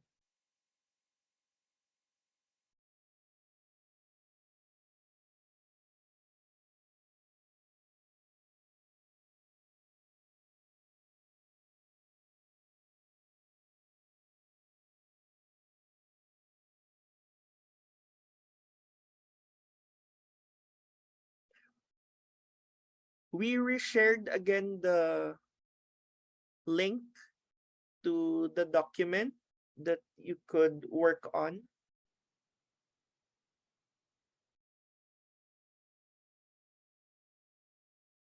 The other one also, if you think it's maybe zoomed in too much, so kindly zoom out to be able to see everything all together.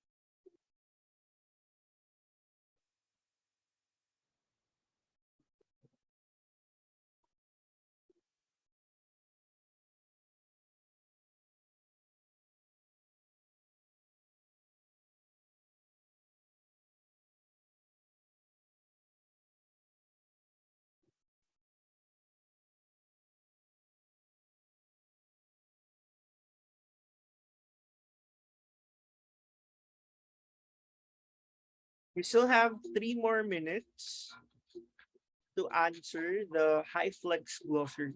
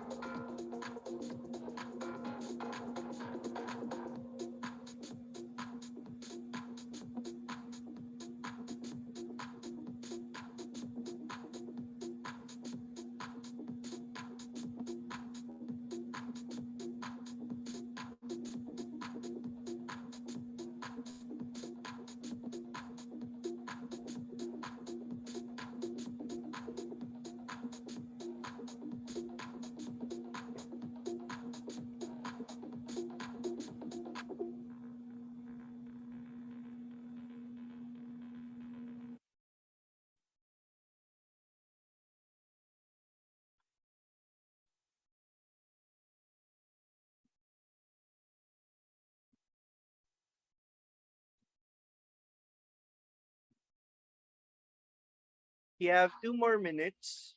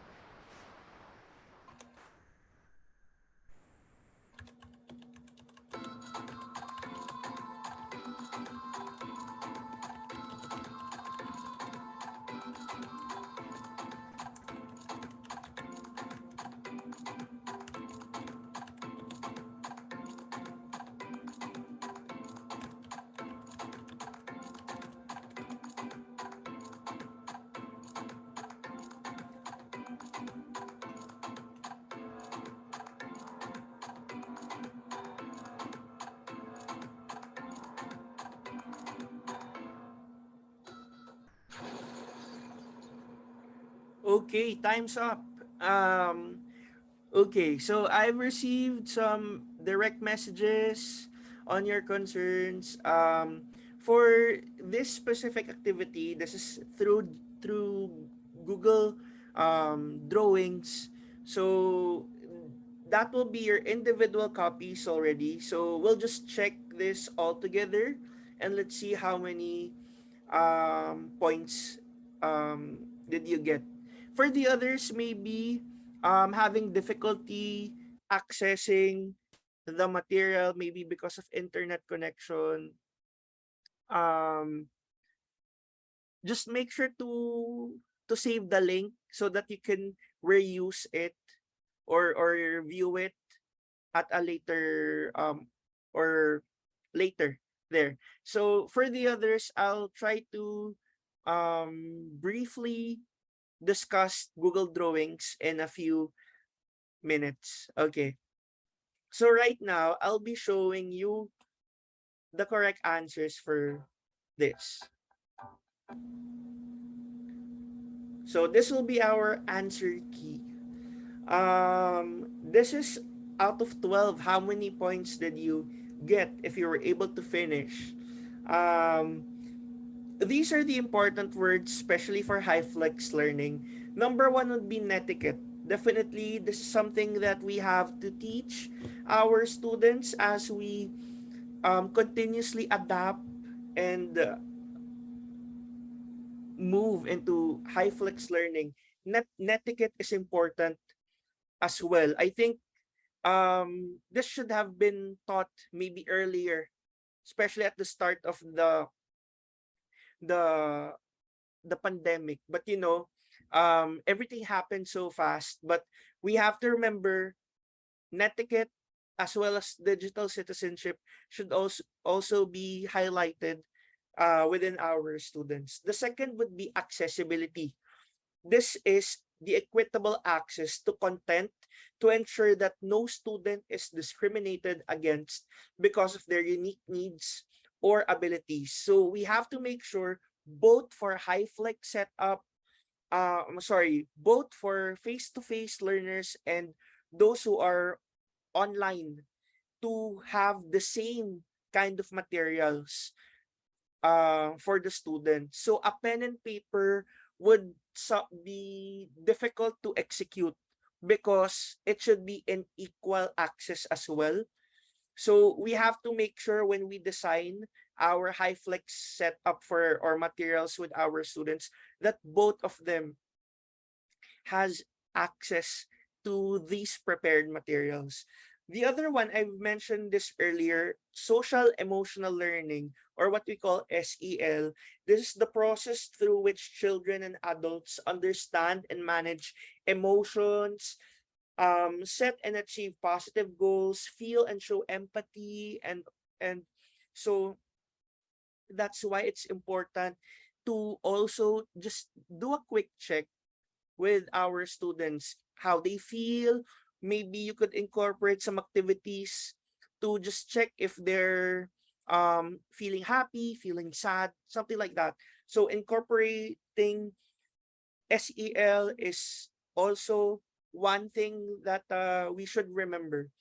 Next, hybrid learning. This was discussed earlier as well. Hybrid learning means students participate in person and online. Teacher teaches same set of students face to face and online students at different times. So meaning there's a scheduled whether today is an online synchronous session or a face-to-face session. Next, learning management system. So this is a platform used to deploy and track online training, or maybe like a repository for students. Content is uploaded there, making it accessible for both face-to-face and remote learners. So maybe some schools have adapted to specific learning management systems like Google Classrooms. There's a lot actually. There's Edmodo, there's so many Neo, Quipper, there's a lot. So it depends on the school, on what they acquire. Next, flip learning. This is another strategy that you can use as teachers aside from the blended learning, the typical blended learning approaches. So flip learning would be a methodology that helps teachers to prioritize active learning during class time by assigning students lecture materials and presentations to be viewed at home or outside of class. So we have to already know or gauge whether a video presentation should be presented during a face-to-face class, or best to do it as a task for them, so that there would be more time to process our students or have more interaction. The other one would be synchronous learning. This is one of the buzzword also for Hyflex setup. Synchronous learning activities that occur in real time with participants actively participating in the same environment. The other one is asynchronous learning.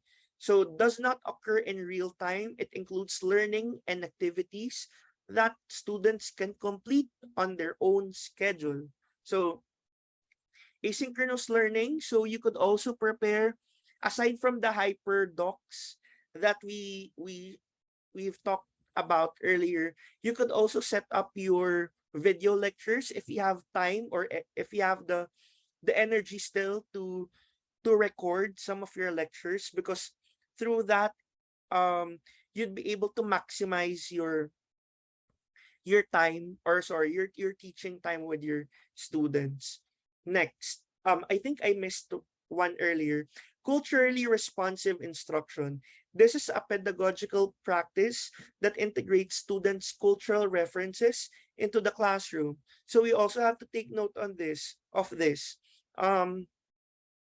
We have to be culturally responsive and sensitive to them, especially if they're coming in different places, different regions, or maybe they have different nationalities or culture and belief. So we have to make sure to check again our materials, making sure we are culturally responsive. Next, universal design for learning. So this is a set of principles that guide the design of inclusive classroom instruction and accessible course materials. And then the last two words would be definitely, we have Hyflex learning. Students participate in person or online. Teacher teaches face-to-face and online students at the same time. So that would be the challenge for this. For Hyflex learning, we have to juggle, because we have online learners and face-to-face learners handling at the same time.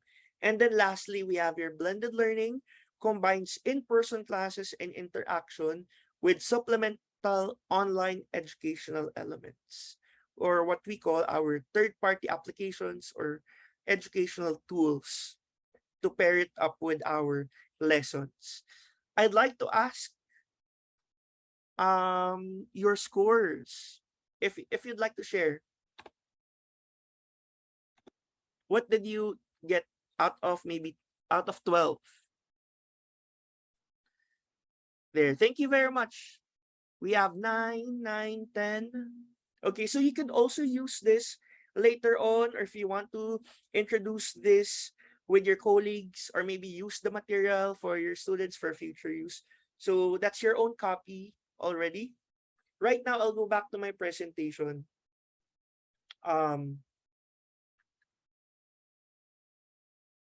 Our topic right now would be designing interactive worksheets and educational visuals using Google Drawings. Now, the activity we had earlier, after the break, was through Google Drawings. This is one of the underrated Google application. before, when people ask me, what is Google Drawing, I simply tell them it's like a paint in your Microsoft devices, or in your Windows devices, rather, sorry, in your Windows devices. But actually, it's more than a paint. This is something that you can use to have more engagement with your students, making sure that you still provide activities that still engage your learners, making sure they're still moving, they're active. This is some of the things that you could do for Google Drawings. Easy to use tool for diagrams, drawings. So this is a diagramming tool as well. So if you want to come up with logos, design images, you can use Google Drawings. Definitely same with Google Doc Sheets and Slides. You can share these and collaborate with others. You can also come up with an activity, connectors for diagrams. You can also use this as a platform for a HyperDoc, since it has also the capability of attaching many links. You can design, come up, or insert shapes, lines, text, images, and more, and as well as import and export images, whether it's PNG, JPG, or PDF. So all of these you could do with Google Drawings. Now, I want to show you how to go to Google Drawings. So if you open another tab, I hope you can see my screen. When you click the waffle icon, earlier I told you that, or I mentioned that all the applications of Google are here. But for Google Drawings, it's not visible. Going back to my presentation, this is the icon for Google Drawings. It's in color red, but when you try to look this in our waffle icon, it's not present. So another way for you to access Google Drawings or explore this would be typing in the Omnibox. This is standard for all Google apps or Google applications. So when you type it in the Omnibox, name of the application, for example, drawings. So drawings with an S, and then .google.com. So this is another way for you to quickly access a Google application. But for now, please type in drawings.google.com into your Omnibox. There. So when I hit enter, I should be redirected into this untitled drawing page.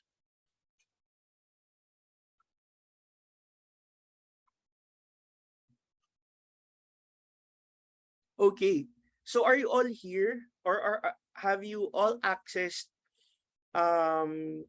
your Google Drawings? Type in number 1 if you're also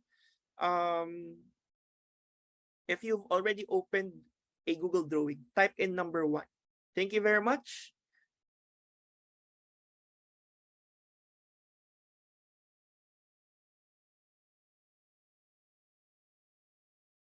May I know, you could raise your hand if this is the first time that you're going to access and use Google Drawings. Kindly raise your hand if this is the first time. There. 1, 2, 3, 4, 5. More. I think. A lot. Okay. Google Drawings, this is again another app. I consider this as a wonder tool. Underrated, but very, very useful. Now, if you could still remember your activities before the pandemic, some of those are interactive worksheets or like some like a printed material. Now, you could try migrating or implementing these printed worksheets into your Google Drawings. Now, what's good about this? It's somehow has the similar features with Jamboard. If you're familiar with Jamboard, the whiteboarding tool of Google, but in here, aside from creating diagrams and designing posters, something like that. What's good about this is that you can utilize everything here. Aside from the page, if you can see my screen, you can utilize the spaces, even the spaces around the working page. So this is the default setup for your Google Drawings. Now, if you've just created this for the first time, similar with docs, sheets, and slides, if you're using that, it's untitled drawing. So you just have to rename this to make sure. Now again, don't worry. All of these, when you leave it, when you close them, you'll be able to find this in your Google Drive. So everything will just be there in your Google Drive for this. So you just have to remember that the title of the document. Now, as you can see here, it's almost similar with the slide, Google Slides and Google Docs. You have your file, make a copy, email, download, even the version history, it's in here, and even the page setup. Now, I'd like to show you quickly, if you're the type of person that you like to customize or come up with like a digital certificates or a digital badge for your students, you can even come up with these badges here. So for example, you want to insert like a shape. So you could quickly use this, and then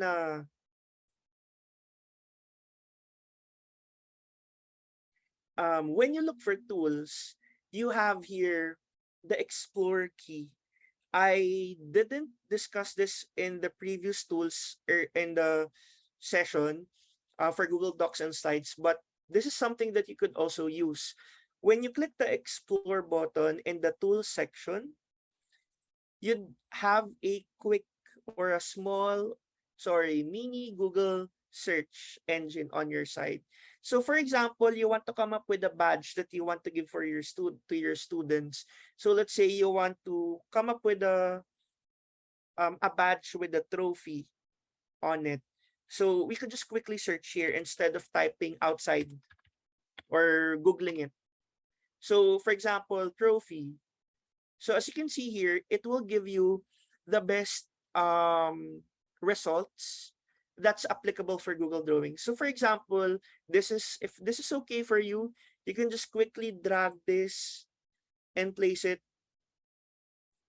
here. So if you're coming up with a digital badge for your students, you could try to you can customize or come up, you can create it here there. So let's say you want to add laurels. So you can just drag these images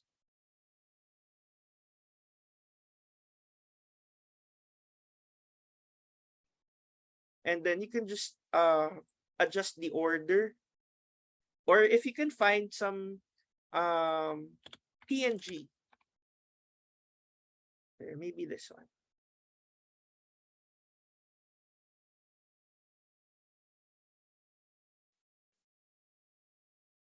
So you can come up with these kinds of images or logos, badges for your students if you need to, and then maybe other shapes like this one. And then maybe you could type here best in online attendance, something like that. So it's up to you. But as quickly as how many minutes did I presented this? So did I present this? So in here, you can come up in a few minutes, something like this for your students. And then when you download file, you can download this into a PNG format. So you can just assign this, or you can just adjust the page. So it will also depend on your how you style it, on your creativity or artistic inputs on this. But again, as quickly as this one, you could come up with you know, badges or logos intended for your students. Now, when you click file, download, you have an option if you want to make it as JPEG, PNG, or even scalable vector graphic there. So you can download that.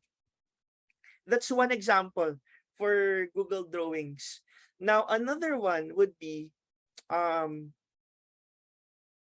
activity actually that we had earlier, a drag and drop activity.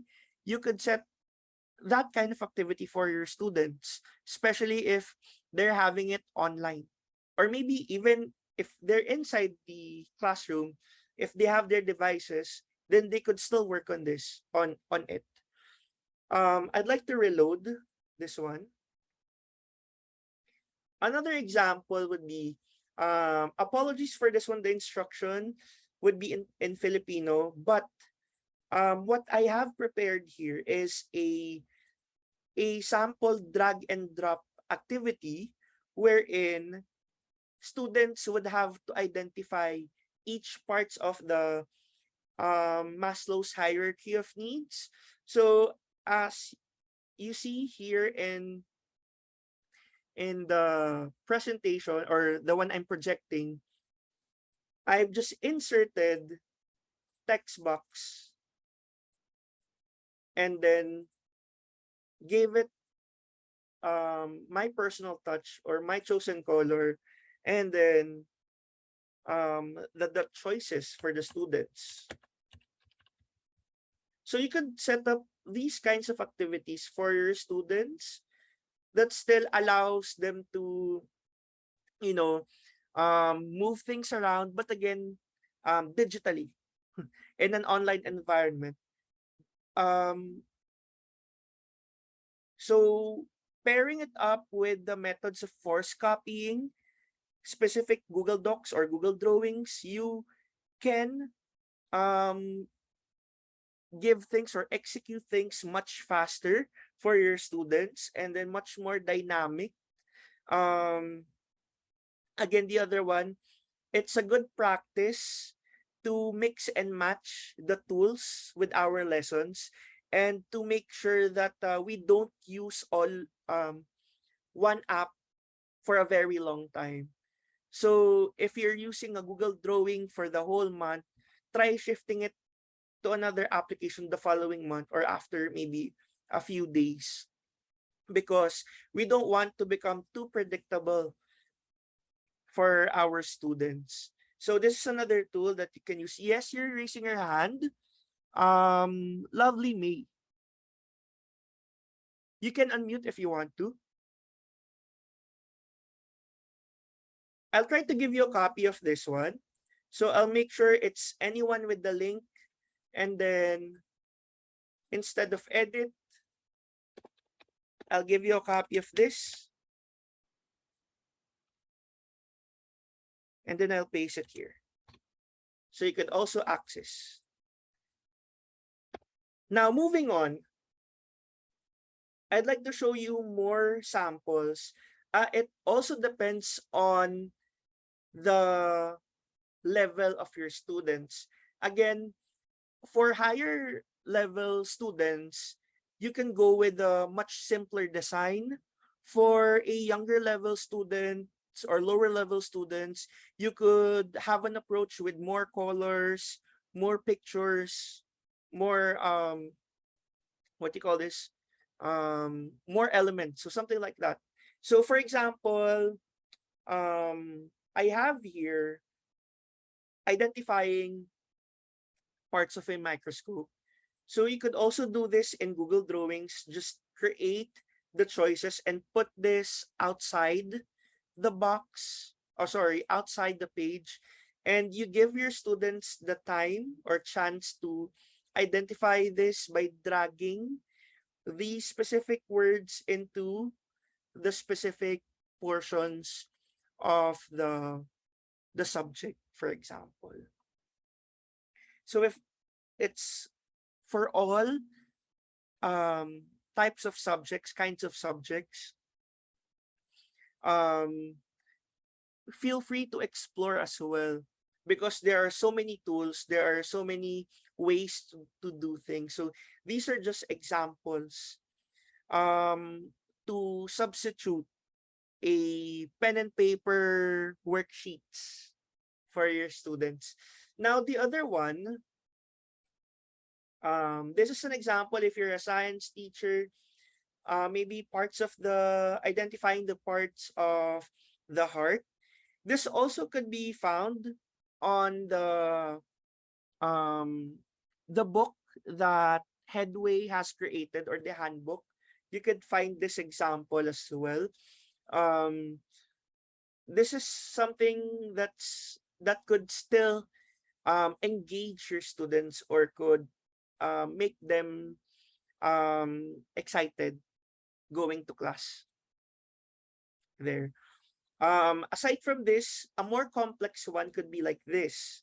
As you can see, you have the page, but we've maximized again the outside parts of the page, putting the directions, the instructions, and then putting all the text, or if you want to insert images to add quality to the material. Now, as you can see here, it says interactive images with Google Drawing.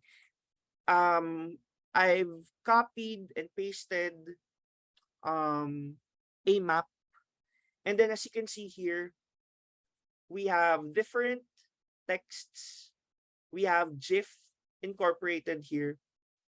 But as you can see here, for each image inserted here, there's a link to additional website that students could further read or explore. Even with the flag, there's a YouTube video. So if you could still remember the hyperdocs, so Google Drawing could also be an option for you to implement hyperdocs. So for each image here, as long as you can attach links, for example, text, image, feel free to do it, or grab the chance to be able to increase or heighten the quality, or heighten the quality of your learning materials for your students. So as you can see here, this is an example of a hyperdoc through Google Drawings. Do I have more examples? I think that's it for Google Drawings. Right now, I'm actually opening the floor again for more questions if you have.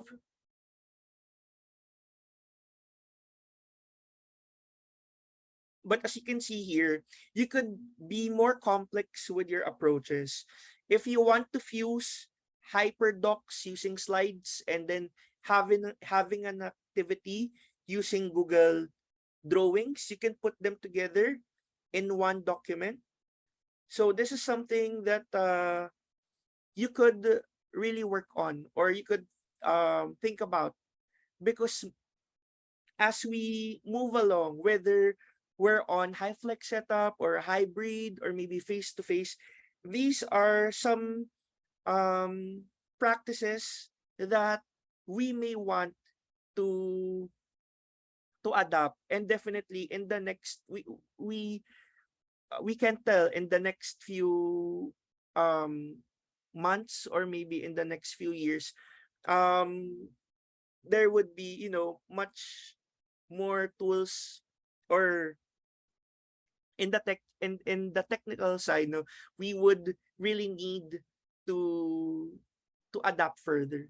So there, this is Google Drawings. It's similar with the basic usage or basic setup for Google Docs, slides, or sheets. If you want to share this with your colleagues or with your students, you can type their email addresses and give them different edit access. If they're viewer, commenter, or editor, you can post this as an assignment in your LMS or existing LMS if you have, or you can directly apply the force copying methods we've learned earlier. Time check, it's 4:50. Are there any questions before I give the assignment or clarifications for Google Drawings, or maybe earlier for HyperDocs, for Google Docs and Google Slides? Anyone? I'm quite worried. Everybody's quiet. So, type in number 3 if you're still here with me. Thank you very much. I'm seeing thumbs up. There. Thank you very much. Maybe next meeting I would be requiring everybody to open your cameras, maybe. Okay. So right now I'll be flashing the assignment or the take-home tasks rather. So I'll try to read. HyperDoc is a strategic approach for students in hybrid, in-person, or online learning modality. It is implemented in a Google Doc or slide that contains instructions, links to resources, tasks, and activities created for students as a packaged lesson material that changes the traditional lecture method of delivering instructions and encourages students in building independent work habits. Now, what is your task? So eto na po, this is it. You have to design your own HyperDoc by choosing from any of the topics in your respective subject.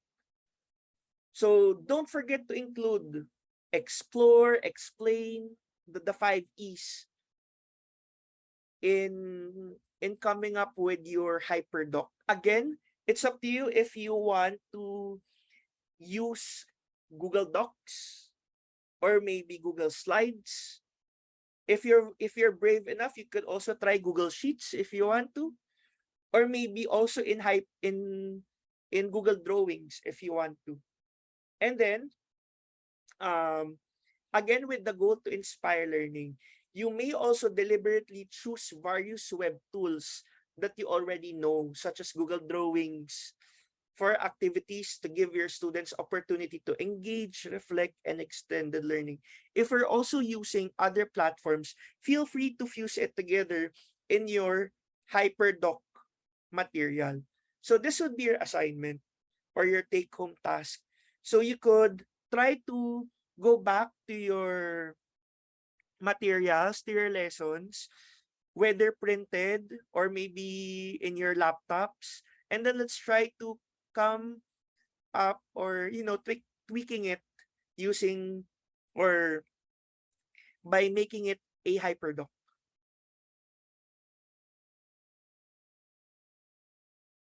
Okay, so the submission link I'll be giving you, this one. You just have to submit this in this Google form.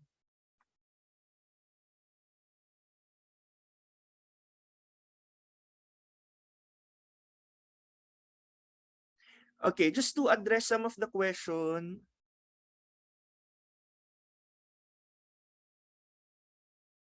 From Donna, thank you very much.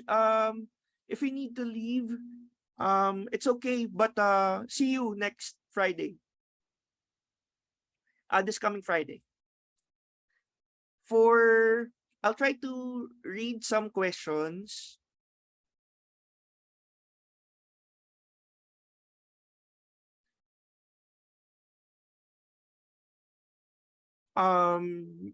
Mr. Olpiano, I'll try to read your direct message. Is it okay?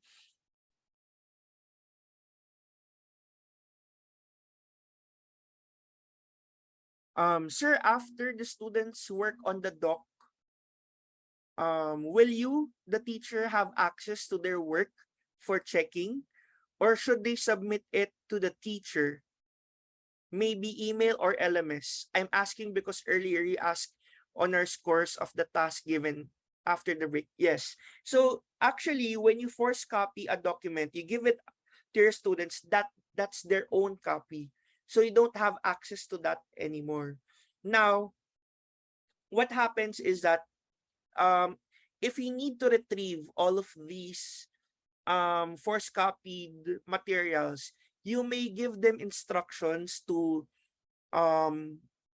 put it or submit it in a Google Classroom or in their LMS, because that one, the force copying documents are their own copies. You don't have access to that anymore, unless what you're going to do is to make a specific document for that student, and then you just share it to that person.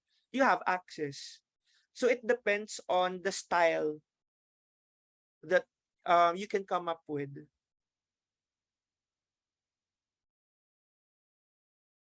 Okay, so right now, just like the one I will be sharing with you, since your assignments, that will be that's your own copies. I will be asking you to paste, or sorry, to upload your answers in the Google Forms we've created. So these are the different styles that you can explore.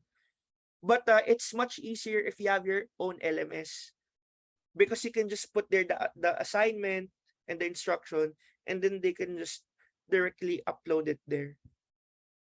But again, if you have the effort to really customize things for your students, you can just create one document and then share it to your individual students or in groups via email address, just to make sure that you have visibility to everything that they're doing. So this will be your part 1 assignment, and I hope that you can try to explore, practice, and come up with a hyperdoc by Friday. That's actually part of your requirements to complete this this workshop. And then what else? Before I ask everybody to before we leave the session, or before I dismiss, let me know if you have questions.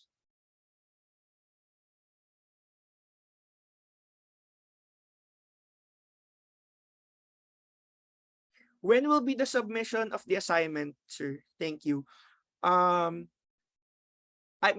like to ask Miss Hillary also for this. Hi. So I think to give enough time to the participants, we can set the deadline to be at so the second day of the workshop will begin at 2 p.m. Perhaps the deadline will be 9 a.m. on Friday.